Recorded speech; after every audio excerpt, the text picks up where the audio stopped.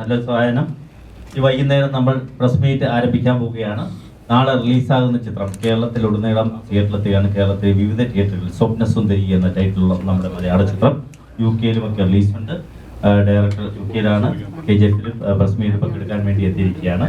അതോടൊപ്പം തന്നെ നമ്മുടെ doctor Rajith Kumar sir, Bigg Boss fame, നമുക്ക് വേണ്ടി ഇത്രയും ട്രിവാൻഡ്രത്ത് നിന്ന് കാലിന് സുഖമില്ലാതെ ഒരു ആക്സിഡന്റ് ആയിട്ട് കിടക്കുകയാണ്. ഒരു മാസക്കാലം റെസ്റ്റിലാണ്. പക്ഷേ എന്നിട്ടും അവിടെ ഇത്രയും ലോകം സഞ്ചരിച്ചെത്തിയത് നമ്മൾ മാധ്യമപ്രവർത്തകരെ കാണാൻ വേണ്ടി മാത്രമാണ്. അപ്പം നമ്മുടെ പടത്തിലും നിങ്ങളുടെ സപ്പോർട്ട് ഉണ്ടാകണം. അദ്ദേഹം ഇവിടെ എത്തിച്ചേർന്നിരിക്കുകയാണ്. പിന്നെ നമ്മുടെ മലയാള സിനിമയിൽ പ്രൊഡക്ഷൻ കൺട്രോളർ, പ്രൊഡക്ഷൻ എക്സിക്യൂട്ടീവ് നമ്മൾ പലരും കണ്ടിട്ടുണ്ട് അല്ലേ. ഒരു ലേഡി, ഒരു വനിതാ പ്രൊഡക്ഷൻ കൺട്രോളറെ ആദ്യമായിട്ടാണ് കാണുന്നത്. അതാണ് ഷാൻസി സലാമിൻ്റെ ഇരിക്കുന്ന വ്യക്തി. നിർമ്മാതാവ് കൂടിയാണ് ചിത്രത്തിൻ്റെ. പിന്നെ നിഷാദ് കല്ലിക്കൽ എന്ന് പറഞ്ഞ ആർട്ടിസ്റ്റ്. ഒരുപാട് ചിത്രങ്ങൾ ഉണ്ടായിട്ടുണ്ട്. അദ്ദേഹം ബോച്ചെ പുള്ളിയുടെ അപർണായിട്ടൊക്കെ വന്നിട്ടുണ്ട്, നിങ്ങൾക്ക് എല്ലാവർക്കും അറിയാം അല്ലേ. നിഷാദ് ചെയ്തിട്ടുണ്ട്. പിന്നെ 2 സുന്ദരിമാരുടെ നായികമാരുണ്ട്. ഒന്ന് ഷാലറ്റ്, ഒന്ന് മനീഷ. അവരുണ്ട്. അവരും പ്രധാന വേഷങ്ങളാണ് ചെയ്തിരിക്കുന്നത്. 3 നായികമാരുള്ളൂ അല്ലേ ചിത്രത്തിൽ. 5 നായികമാരുള്ളൂ. എത്തിയിട്ടില്ല. പിന്നെ നിങ്ങൾക്ക് അവരുടെ അറിയാവുന്ന ബിഗ് ബോസ് താരം ജിൻഡോ, കഴിഞ്ഞ ബിഗ് ബോസ് വിന്നർ. ഇപ്പൊ ഏതാനും നിമിഷങ്ങൾക്കുള്ളിൽ എല്ലാവരും ഒരു അരമണിക്കൂറിനുള്ളിൽ എത്തും. ട്രാവലിംഗ് ബ്ലോഗിലാണ്. പുള്ളിയിനകത്ത് പ്രധാന വേഷത്തിൽ എത്തിയിരിക്കുകയാണ്. ഇവരുടെയൊക്കെ ഒരു കൂട്ടായ്മയുള്ള ചിത്രമാണ് സ്വപ്നസുന്ദരി. തിയേറ്ററിലെത്തുകയാണ് നാളെ. അപ്പോൾ എല്ലാ മീഡിയ പ്രവർത്തകരും ആദ്യം നമ്മുടെ പടത്തെക്കുറിച്ച് തന്നെ സംവിധായകൻ പറഞ്ഞു തുടങ്ങും. പിന്നെ നിങ്ങൾക്ക് ഓരോരുത്തരായി സംസാരിച്ച ശേഷം നമുക്ക് എന്താണ് ചോദിക്കാനുള്ളത് ചോദിക്കാം. സാനിഫ്.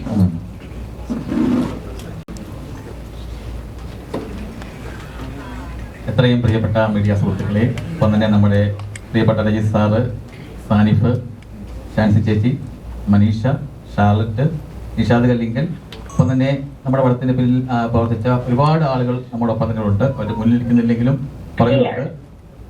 പ്രിയപ്പെട്ട എല്ലാവർക്കും ഈ പ്രസ് മീറ്റിലേക്ക് ഞാൻ സ്വാഗതം ആശംസിച്ചുകൊള്ളുന്നു. ആദ്യം തന്നെ ഈ സിനിമയെക്കുറിച്ച് 2-3 വാക്ക് പറയട്ടെ. നമ്മൾ ഈ സ്വപ്നസുന്ദരി എന്ന സിനിമ ഏകദേശം ഒരു 4 വർഷം മുമ്പ് നമ്മൾ ഷൂട്ടിംഗ് ഫിനിഷ് ചെയ്തതാണ്. ഓക്കെ 4 വർഷം മുമ്പ് ഷൂട്ടിംഗ് ഫിനിഷ് ചെയ്ത സിനിമയാണ്. അതിനുശേഷം നമ്മൾ അതിൽ പോസ്റ്റ് പ്രൊഡക്ഷൻ വർക്കുകളൊക്കെ തീർന്ന് ഇപ്പോഴാണ് റിലീസ് ചെയ്യാൻ പറ്റിയ സമയം എത്തിയത്. നമ്മൾ ആദ്യം ഒരു ചെറിയ റിലീസാണ് പ്ലാൻ ചെയ്തത്. പക്ഷേങ്കിൽ അതിൻ്റെ ഒരു ട്രെയിലർ യൂട്യൂബിൽ 1 മില്യൺ പ്ലസ് പോയിട്ടുണ്ട്. സോങ് ഇറങ്ങിയത് ഒരു സോങ് 1 മില്യൺ പ്ലസ് പോയി. അടുത്തൊരു സോങ് ഇപ്പം 1 മില്യൺ എത്തിക്കൊണ്ടിരിക്കുന്നു. അപ്പോൾ നല്ലൊരു റീച്ചും, പിന്നെ പ്രത്യേകിച്ച് നമ്മൾ റിലീസ് അനുവദിച്ച തിയേറ്ററുകൾക്ക് ഭയങ്കര റെസ്പോൺസും ആയപ്പോൾ ഇപ്പോൾ ഏകദേശം 60 തിയേറ്ററുകളും ആയിട്ടുണ്ട്.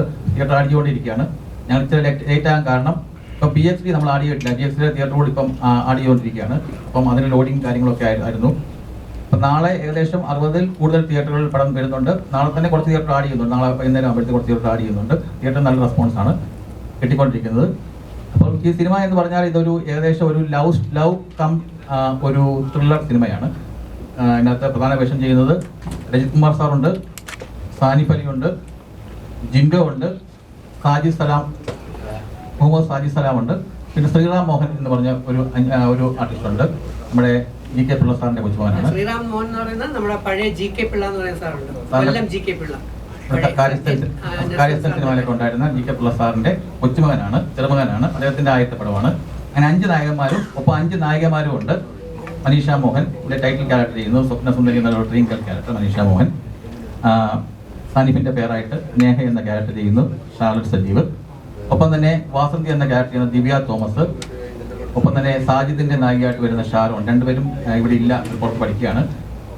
ഒപ്പം തന്നെ ഡോക്ടർ ഷിനു ശ്യാമളൻ ഉണ്ട്, ജിൻഡോയുടെ പേരായിട്ട് ഡോക്ടർ ഷിനു ശ്യാമളൻ. 5 നായകന്മാരും 5 നായികമാരും ഉള്ള ഒരു സിനിമയാണ്. അതിനകത്ത് സക്കറിയ പുന്നൂസ് എന്നുള്ള ഒരു പ്ലാന്റഡ് ക്യാരക്ടറാണ് രജിത് സാർ ചെയ്യുന്നത്. അദ്ദേഹത്തിന്റെ മകനായിട്ടാണ് ജിൻഡോ അഭിനയിക്കുന്നത്. ഷാനു എന്ന ക്യാരക്ടർ സാനിഫ്.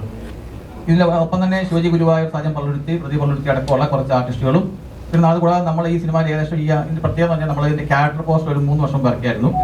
ഏകദേശം ഈ പടത്തിൽ 80 ക്യാരക്ടേഴ്സ്. അതാണ് നമ്മൾ സിനിമ കാണുമ്പോൾ ഈ 10 ക്യാരക്ടർ 15 ക്യാരക്ടർ, ഇത് 80 ക്യാരക്ടേഴ്സ് ഉണ്ട്. ഡയലോഗ് ഉൾപ്പെടെയുള്ള സീനുള്ള 80 ക്യാരക്ടർ ഉണ്ട്. അതിൽ 50 ക്യാരക്ടർ പോസ്റ്റ് നമ്മൾ ഇറക്കി റിപ്പോർട്ടൊക്കെ ആയിരുന്നു 2 വർഷം മുമ്പ്. നിങ്ങൾ വേണ്ടി ജസ്റ്റ് മീഡിയാസ് എല്ലാം ഭയങ്കരമായിട്ട് സപ്പോർട്ട് ചെയ്തു. ഒപ്പം തന്നെ സ്വാമി ഗംഗേശാനന്ദ എന്ന് സ്വാമിജി തിരഞ്ഞെടുക്കുന്നുണ്ട്. അതൊക്കെ വലിയ വാർത്തകൾ വന്നതാണ്. അത് 50 ലൂസിഫർ എന്ന സിനിമയുടെ 36 ക്യാരക്ടർ പോസ്റ്റ് ആയിരുന്നു ഇതിനു മുമ്പ് ഏറ്റവും കൂടുതൽ ക്യാരക്ടർ പോസ്റ്റ് വന്നത്. പക്ഷെ അതിനെ നമ്മൾ ബ്രേക്ക് ചെയ്ത് നമുക്ക് 50 ക്യാരക്ടർ പോസ്റ്റ് ഇറക്കി. നമുക്ക് ഒരു 80 ക്യാരക്ടർ പോസ്റ്റ് ഇറക്കാനുള്ള ക്യാരക്ടർ അവിടെ ഉണ്ടായിരുന്നു. അപ്പോൾ അത്രയും വലിയ ഒരുപാട് ആർട്ടിസ്റ്റുകൾ എന്ന് വെച്ചാൽ 50 അധികം പുതുമുഖം നമുക്ക് അവസരം കൊടുത്തിട്ടുണ്ട്. ഒപ്പം തന്നെ സിനിമയ്ക്ക് പുറകിൽ ടെക്നീഷ്യൻസ് ആയിട്ട് വന്നവരെല്ലാം ഇപ്പം ഇൻക്ലൂഡിങ് മീ, ഞാൻ ഉൾപ്പെടെയുള്ള എല്ലാ ആളുകളും പുതുമുഖങ്ങളാണ്. ഞാനൊരു നേരത്തെ ഒരു സിനിമയും സിനിമ ജസ്റ്റ് എൻ്റെ പ്രിയപ്പെട്ട ഞാൻ ഗുരുവായൂർ കാണുന്ന ബെന്നി ആശംസയാണ്. അദ്ദേഹത്തെ സിനിമ കണ്ടുപഠിച്ചിട്ടുള്ള വ്യക്തി എന്ന നിലയിൽ അതിൻ്റെ അസിസ്റ്റന്റ് അല്ല, അദ്ദേഹത്തോടെ വർക്ക് ചെയ്ത് അദ്ദേഹത്തോടെ യാത്ര ചെയ്ത് അദ്ദേഹം സിനിമയിൽ പങ്കാളിയായി സിനിമ കണ്ടുപഠിച്ചു. പിന്നെ തിയേറ്റർ എനിക്കൊരു തിരുവല്ലായി ജേക്കബ്സ് എന്നൊരു തിയേറ്റർ നമുക്കുണ്ടായിരുന്നു. സിനിമ വർഷങ്ങളായിട്ട് തിയേറ്റർ അറിയാം, സിനിമ അറിയാം. അങ്ങനെ സിനിമയിലേക്ക് എത്തപ്പെട്ട ഒരു വ്യക്തിയാണ് ഞാൻ. ഒപ്പം തന്നെ ഇതിന്റെ പിന്നിൽ പ്രവർത്തിച്ച എല്ലാവരും തന്നെ പുതിയ ആളുകളാണ്. ക്യാമറമാൻ ആയാലും ഇതിന്റെ എഡിറ്റർ ഒഴിച്ച് ഇതിന്റെ ടെക്നിക്കൽ ടീം ഒഴിച്ച് ബാക്കി എല്ലാവരും പുതിയ ആൾക്കാരാണ്. എഡിറ്റർ സൗണ്ട് മിക്സിംഗ് ഒക്കെയാണ് ചെയ്യുന്നത്. വിശ്വാസം ഉപയോഗം ചെയ്തിട്ടുള്ള കരൺ പ്രസാദാണ് സൗണ്ട് മിക്സിംഗ്. ബാക്കി ടെക്നിക്കൽ എല്ലാം വരുന്ന ആളുകളെല്ലാം ടോപ്പ് ലെവൽ ബാക്കി post production team, shooting team and ആർട്ടിസ്റ്റുകൾ ഒരു 90% പുതുമുഖങ്ങളായിരുന്നു. ഇത്ര സിനിമയെ സപ്പോർട്ട് ചെയ്യേണ്ടത് നിങ്ങളെപ്പോലുള്ള മീഡിയാസാണ്. കാരണം നാളെ പറഞ്ഞ പോലെ നാളെയാണ് റിലീസ്, നമുക്ക് ഒറ്റ ദിവസമേ ഉള്ളൂ. നാളെ റിലീസ് വെക്കാൻ കാരണം 2 കാര്യം. ഒന്ന്, ഞാൻ UK നിന്ന് എത്തിയത് ഈ 2 ദിവസം മുമ്പാണ്, 28-ാം തീയതിയാണ്. അപ്പോൾ എൻ്റെ പാസ്പോർട്ടിന് ചെറിയൊരു 4 മാസത്തിൽ താഴെ വാലിട്ടുള്ളായിരുന്നു. അപ്പോൾ എനിക്ക് ഞാൻ പോയി പാസ്പോർട്ട് പുതുക്കേണ്ട ആവശ്യം വന്നു. പിന്നെ ഇന്നലെ ഒരു ദിവസം ഉള്ളായിരുന്നു. പിന്നെ സാറിൻ്റെ കാലിനും 27 വരെ കാലിന് റെസ്റ്റ് ഉണ്ടായിരുന്നു. അപ്പോൾ അതുകൊണ്ടാണ് നമ്മൾ മീറ്റിംഗ് ഇന്നത്തേക്കാക്കി. നമ്മൾ 28 വെച്ച് മീറ്റിംഗ് ഇന്നത്തേക്ക് മാറ്റി വെച്ചു.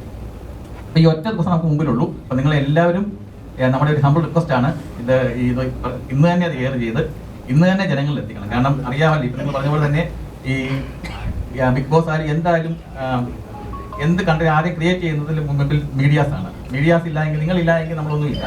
ഒരു സിനിമ നല്ലതാണെങ്കിലും മോശമാണെങ്കിലും അത് ജനങ്ങളിൽ എത്തുന്നത് പ്രത്യേകിച്ച് ഇപ്പോൾ കൂടുതലും ഓൺലൈൻ മീഡിയാസിൽ കൂടെ തന്നെയാണ് ജനങ്ങളിൽ എത്തുന്നത്. അപ്പം എല്ലാവരും അത് ചെയ്യുക എന്നുള്ളതാണ് എൻ്റെ ഒരു ഹംബിൾ റിക്വസ്റ്റ്. ഒപ്പം തന്നെ നിങ്ങൾ വന്നതിൽ വളരെ സന്തോഷമുണ്ട്. എല്ലാവരും ഒരിക്കൽ കൂടെ നമ്മുടെ ശ്രീറാം മോഹനാണ് നമ്മുടെ അടുത്തൊരു നമ്മുടെ നായകൻ GK പ്രസാദിന്റെ ചെറുമകനാണ്. അപ്പോൾ അദ്ദേഹത്തെ കൂടെ ഈ മീറ്റിംഗിലേക്ക് സ്വാഗതം ചെയ്തുകൊള്ളുന്നു. അപ്പോൾ ഞാൻ ഇത്രയും പറഞ്ഞുകൊണ്ട് ഞാൻ മൈക്ക് രജിത് കുമാർ സാറിന് കൈമാറുകയാണ്. നമസ്കാരം. ഞാൻ സംസാരിക്കുന്നോ അതോ അവർ ചോദിക്കുന്നതിന് ഉത്തരം കൊടുക്കണോ? ഏതായാലും സംസാരിക്കില്ലേ? ഓക്കെ.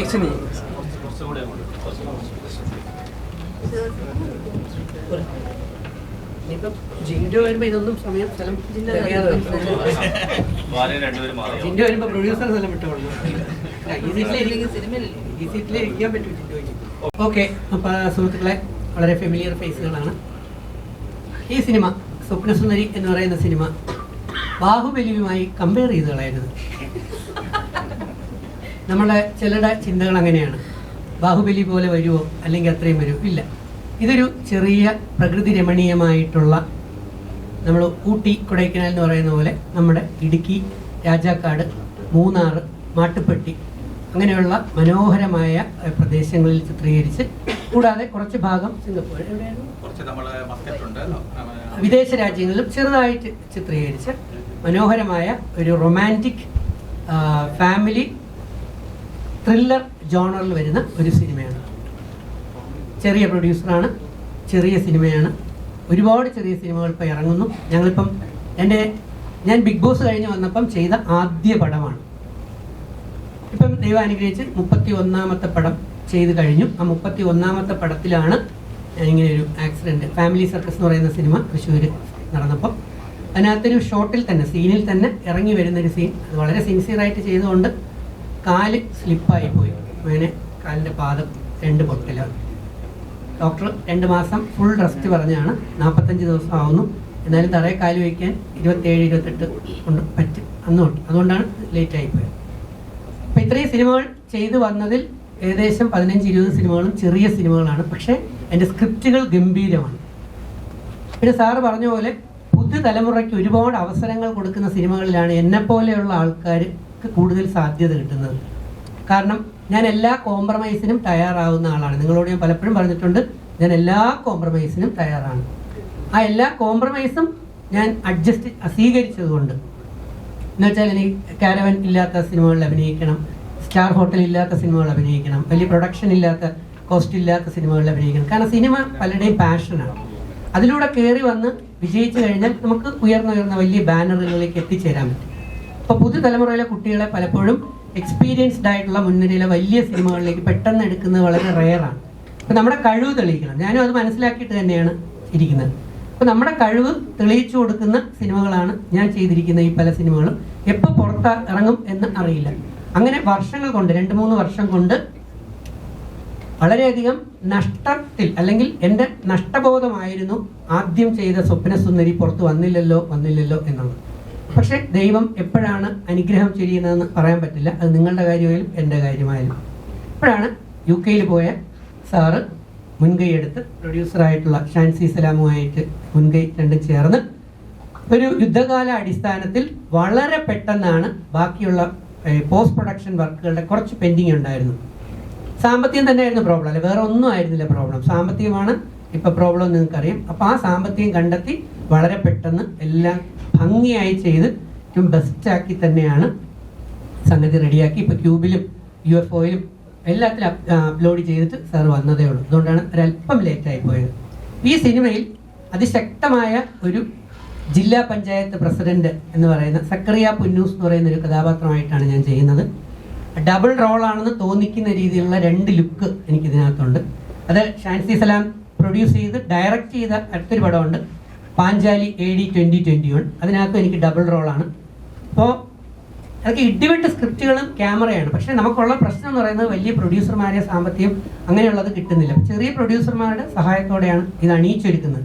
അപ്പോൾ ഇതുപോലെയുള്ള ചെറിയ പടങ്ങൾ വിജയിച്ചാൽ മാത്രമേ, സാമ്പത്തികമായി വിജയിച്ചാൽ മാത്രമേ ഇവരെ പോലെയുള്ളവർ വീണ്ടും പുതിയ പടങ്ങൾ എടുക്കാനും നിങ്ങളെപ്പോലെയുള്ള പുതുതലമുറയ്ക്ക് ഒരുപാട് അവസരങ്ങളും കിട്ടത്തുള്ളൂ. അപ്പോൾ ആ ഒരു കാര്യം കൂടെ മനസ്സിൽ വെച്ച് വേണം ഞങ്ങളുടെ സിനിമ നോക്കാനായിട്ട്. പകൽ മാരാരുടെ സിനിമ വന്നു.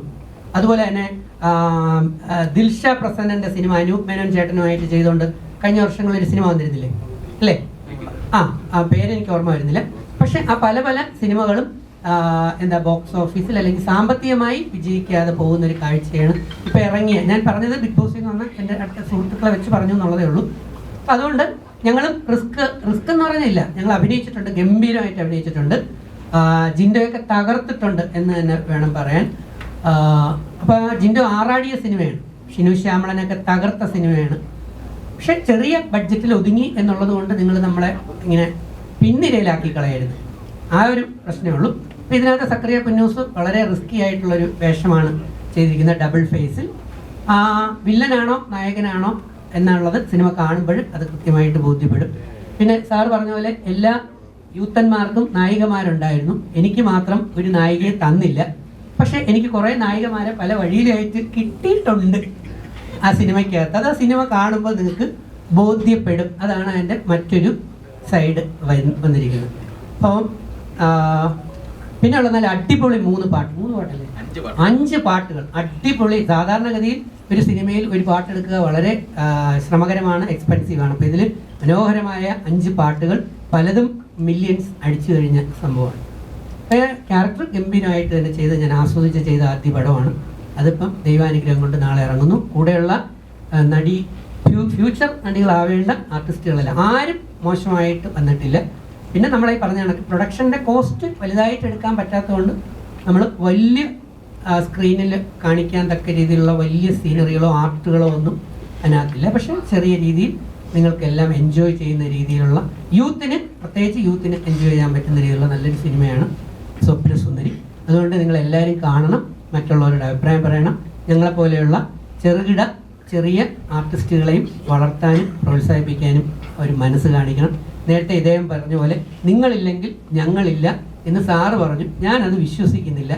ഞങ്ങളില്ലെങ്കിൽ ഞങ്ങൾ മീൻസ് ആർട്ടിസ്റ്റുകളില്ലെങ്കിൽ, രാഷ്ട്രീയക്കാരില്ലെങ്കിൽ നിങ്ങളും ഇല്ല. നിങ്ങളില്ല എങ്കിൽ ഞങ്ങൾക്കുള്ള പ്രൊമോഷൻ അല്ലെങ്കിൽ ഞങ്ങളുടെ വീഡിയോസ് അല്ലെങ്കിൽ റീച്ച് കിട്ടുന്ന സമയം കുറച്ച് കുറഞ്ഞു പോകും. കാരണം നമ്മൾ നോക്കേണ്ടത് സത്യൻ സാറും ജയൻ സാറും അതുപോലെ തന്നെ സുകുമാരൻ സാറും പഴയ തലമുറയിലെ നടന്മാരും ഇവിടെ അഭിനയിച്ചിരുന്നു, പ്രേം നസീർ സാറും ഒക്കെ. ആ സമയങ്ങളിലൊന്നും ഇതുപോലെയുള്ള പ്രസ് മീറ്റുകളോ മീഡിയകളോ അല്ലെങ്കിൽ യൂട്യൂബറോ പ്രൊമോഷൻസോ ഒന്നും ഉണ്ടായിരുന്നില്ല. കാലം മാറി, ടെക്നോളജി കൂടി, നല്ല മനസ്സുള്ള ആൾക്കാർ ഇതൊരു പ്രൊഫഷനായിട്ട് എടുത്തു. അപ്പം നമ്മളുമായിട്ട് ഒന്നിച്ചു കൂടുന്നു. അതാണ് ഞാൻ തുടക്കത്തിൽ പറഞ്ഞത്. ഞങ്ങളും നിങ്ങളും അങ്ങനെ ഒരു പാലമിട്ട് ഒരുമിച്ച് മുമ്പോട്ട് പോവുകയാണെങ്കിൽ വളരെ വലിയ വിജയങ്ങൾ നമുക്ക് നമ്മുടെ നാടിനും പുതിയ തലമുറയ്ക്കും അത് കൊടുക്കാനായിട്ട് പറ്റും. അതുകൊണ്ട് ഇപ്പം ഇന്നത്തെ കാലത്ത് ടെക്നോളജി വളർന്നതുകൊണ്ട് നിങ്ങളൊരു അവിഭാജ്യ ഘടകമാണ്, അതിന് യാതൊരു സംശയമില്ല. കാരണം നമ്മൾ അതാണ് ഇപ്പോൾ ബിഗ് ബോസിലൊക്കെ കാണുന്നത്. അവിടെ ചെറുതായിട്ട് ചെയ്താൽ പോലും ജനങ്ങളുടെ ഇടയിലേക്ക് വമ്പനായിട്ട് കൊണ്ടുവരുന്നത് പ്രൊമോഷൻ കൊടുക്കുന്ന ആൾക്കാർ തന്നെയാണ്, അതിന് യാതൊരു സംശയമില്ല. അപ്പോൾ PRO പ്രൊമോഷൻ വളരെ ഇമ്പോർട്ടൻ്റ് ആയിട്ടുള്ളതാണ്. പ്രത്യേകിച്ച് സിനിമ പോലെയുള്ള ലക്ഷങ്ങളും കോടികളും ചിലവാക്കി എടുക്കുന്ന സിനിമകളുടെ പ്രൊമോഷൻ വർക്ക് ചെയ്യുന്ന നിങ്ങൾ തന്നെയാണ്. അതുകൊണ്ട് അത് ഗംഭീരമായി തന്നെ നിങ്ങൾ ചെയ്യും. അപ്പോൾ നമ്മൾ രണ്ടുപേരും ഒരു പാലത്തിൽ അങ്ങോട്ടും ഇങ്ങോട്ടും ഒരേപോലെ സഞ്ചരിക്കേണ്ടവരാണെന്ന് ഞാൻ വിശ്വസിക്കുന്ന ഒരാളാണ്. ശരിയല്ലേ? ശരിയാണോ? ശരി. അതുകൊണ്ടാണ് പറഞ്ഞത്, അല്ലാതെ ആരെയും താത്ത് പറഞ്ഞതല്ല. നമ്മൾ രണ്ടുപേരും ഒരു ത്രാസിന്റെ രണ്ട് തട്ടുകളാണ്. അതുകൊണ്ട് ഇനി മറ്റുള്ളവരോട് പറയട്ടെ, പിന്നെ നിങ്ങളുടെ ചോദ്യത്തിന് ഞാൻ ഉത്തരം തരാം. നമസ്കാരം, എൻ്റെ പേര് ഷാൻസി സലാം എന്നാണ്. എൻ്റെ സ്വന്തം സിനിമയാണ് സ്വപ്നസുന്ദരി എന്ന് ഞാൻ പറയുന്നില്ല, കാരണം നമ്മുടെ എല്ലാവരുടെയും സിനിമയാണ് സ്വപ്നസുന്ദരി. കാരണം എല്ലാവരും സ്വപ്നം കാണുന്നുണ്ട്, സ്വപ്നത്തിൽ ഏതെങ്കിലും ഒരു സുന്ദരിമാരൊക്കെ വരും എന്ന് പറയുന്ന പോലെ ഒരു സ്വപ്നസുന്ദരിയാണ് ഈ ഒരു സ്വപ്നസുന്ദരി. ചില സുന്ദരിമാരെ തൊട്ടാ പോകും, അതാണ് ഈ സിനിമയിൽ കാണാൻ പോകുന്ന അപ്പൊ അതുകൊണ്ട് ജയ്സാറ് ഏതോ ഒരു സുന്ദരിയെ തൊടാൻ പോയി, പക്ഷെ അവർ ഓടിപ്പോയിട്ടുണ്ടാവും. അതുകൊണ്ടാണ് തൊട്ടാ പൊള്ളുമെന്ന് പറഞ്ഞത്, പൊള്ളിയിട്ടുണ്ടാവില്ല.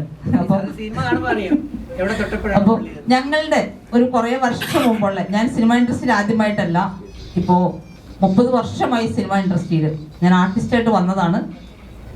ഇപ്പോൾ എൻ്റെ സ്വന്തമായിട്ടുള്ള പ്രൊഡക്ഷനാണ് SS പ്രൊഡക്ഷൻസ്. ആർട്ടിസ്റ്റായിട്ട് വന്നു, കൺട്രോളറായി, പ്രൊഡ്യൂസറായി, ഇപ്പോൾ ഡയറക്ടറുമായി. അങ്ങനെ ഒരു പട്ടം തന്നെ ചാർത്തി ഇപ്പോൾ. അപ്പോൾ അങ്ങനെയുള്ളൊരു സിനിമയാണ് ഈ ഒരു സിനിമ എന്ന് പറയുന്നത്. ഇതിനകത്ത് ഒരു സ്കൂളിലെ അധ്യാപകനായ KJ ഫിലിപ്പ് സാറ് ഞങ്ങൾ കൂടിയിരുന്ന് ഒരു കൊച്ചു ആലോചനയിലൂടെ റോയിട്ട എന്ന് പറയുന്ന റോയി ചേട്ടൻ തന്ന ഒരു സ്ക്രിപ്റ്റ് വെച്ചിട്ട് ഞങ്ങൾ ആലോചിച്ച് ഉണ്ടാക്കിയെടുത്ത ഒരു സിനിമയാണ്. അതിനകത്ത് ഒരാൾ ഡയറക്റ്റ് ചെയ്യുക, അടുത്തയാൾ പ്രൊഡ്യൂസ് ചെയ്യുക, അടുത്തയാൾ കൺട്രോൾ ചെയ്യുക, അങ്ങനെ വന്ന ഒരു കൂട്ടായ്മയിലൂടെ വന്നതാണ് ഈ ഒരു സിനിമ എന്ന് പറയുന്നത്. സാറ് വ്യക്തമായിട്ട് പറഞ്ഞല്ലോ, എനിക്ക് മുൻ പരിചയങ്ങൾ ഒന്നുമില്ല സിനിമ ചെയ്തിട്ട് എന്ന് പറഞ്ഞു. അത് ഞങ്ങളുടെ പരാജയമല്ല, അത് ഞങ്ങളുടെ വിജയമായിട്ടാണ് ഞാൻ കാണുന്നത്. കാരണം ഒരു കണക്ക് അധ്യാപകനാണ് KJ ഫിലിപ്പ് സാറ്. സാറിന് ഈ പടം ചെയ്തു കഴിഞ്ഞപ്പോൾ തന്നെ സാറിന്റെ സ്കൂളിലെ അധ്യാപകരെല്ലാവരും സാറിന് പ്രത്യേകം അഭിസംബോധന ചെയ്ത് സംസാരിച്ചിട്ടുണ്ടായിരുന്നു. കാരണം ഒരു കണക്ക് മാഷ കണക്ക് മാത്രം പഠിപ്പിക്കാനല്ല, ഇങ്ങനെയും കൂടിയുള്ള ഒരു കല സാറിന്റെ ഉള്ളിലുണ്ട് എന്ന് തെളിയിച്ച ഒരു ഇതാണ് സ്വപ്നസുന്ദരി.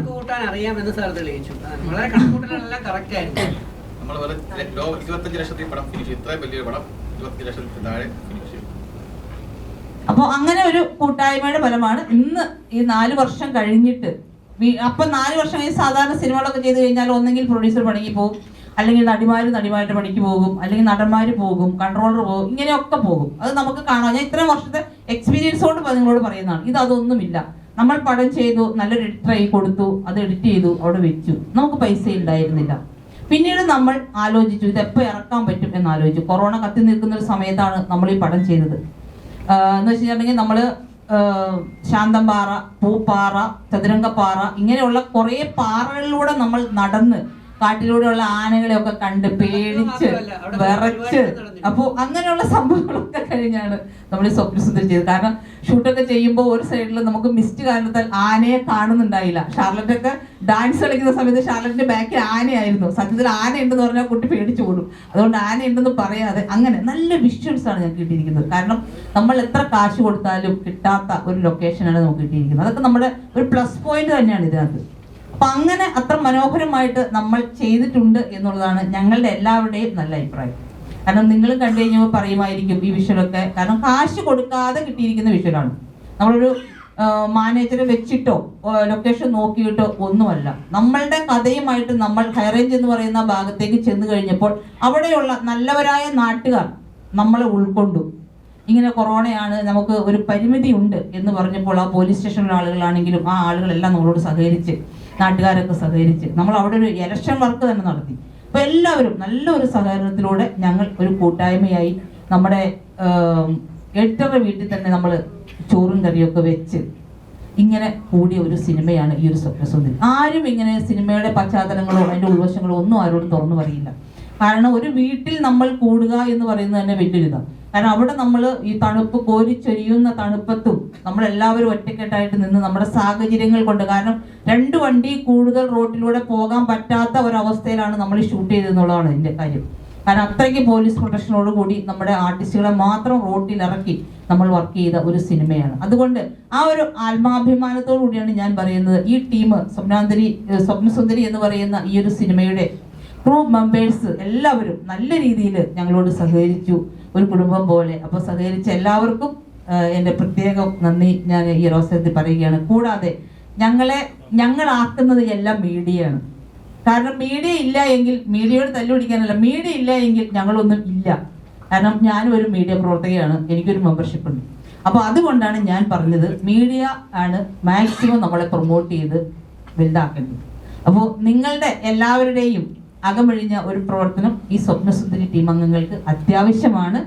നിങ്ങളത് തരുമെന്നുള്ള പ്രതീക്ഷയിലാണ്. ഷിജിൻ എൻ്റെ ബെസ്റ്റ് ഫ്രണ്ടാണ്, കുറേ വർഷങ്ങളുടെ ബന്ധമുള്ളതാണ്. അപ്പോൾ തരുമെന്നുള്ള പ്രതീക്ഷയിൽ ഞാൻ നിർത്തുന്നു. ഓക്കെ. ഇതിൽ ഒരാളുടെ കാര്യം പ്രത്യേകം എടുത്തു പറയണം, ഫിലിപ്പ് സാറിന്. ഞാൻ നേരത്തെ പറഞ്ഞു സാമ്പത്തികത്തിന് പറയണം. നിങ്ങൾക്ക് എല്ലാവർക്കും അറിയാം, ഞാൻ കഴിഞ്ഞ 2 വർഷം കൊണ്ട് സത്യസന്ധമായിട്ട്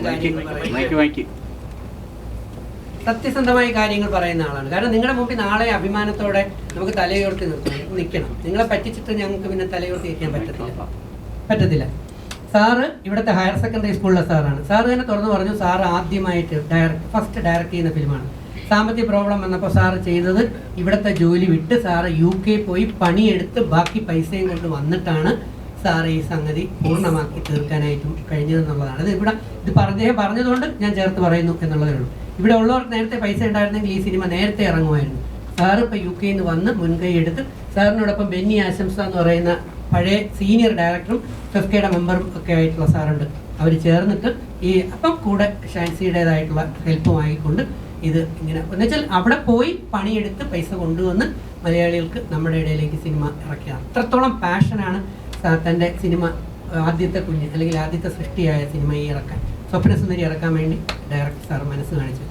റിയലി അപ്രീഷിയേറ്റ് ചെയ്യും. അത് പ്രത്യേകം പറഞ്ഞില്ലെങ്കിൽ അതൊരു നന്ദികേടായി തോന്നും. നന്ദി ഒരു വളരെ ഇമ്പോർട്ടൻറ്റ് ഫാക്ടറാണ്.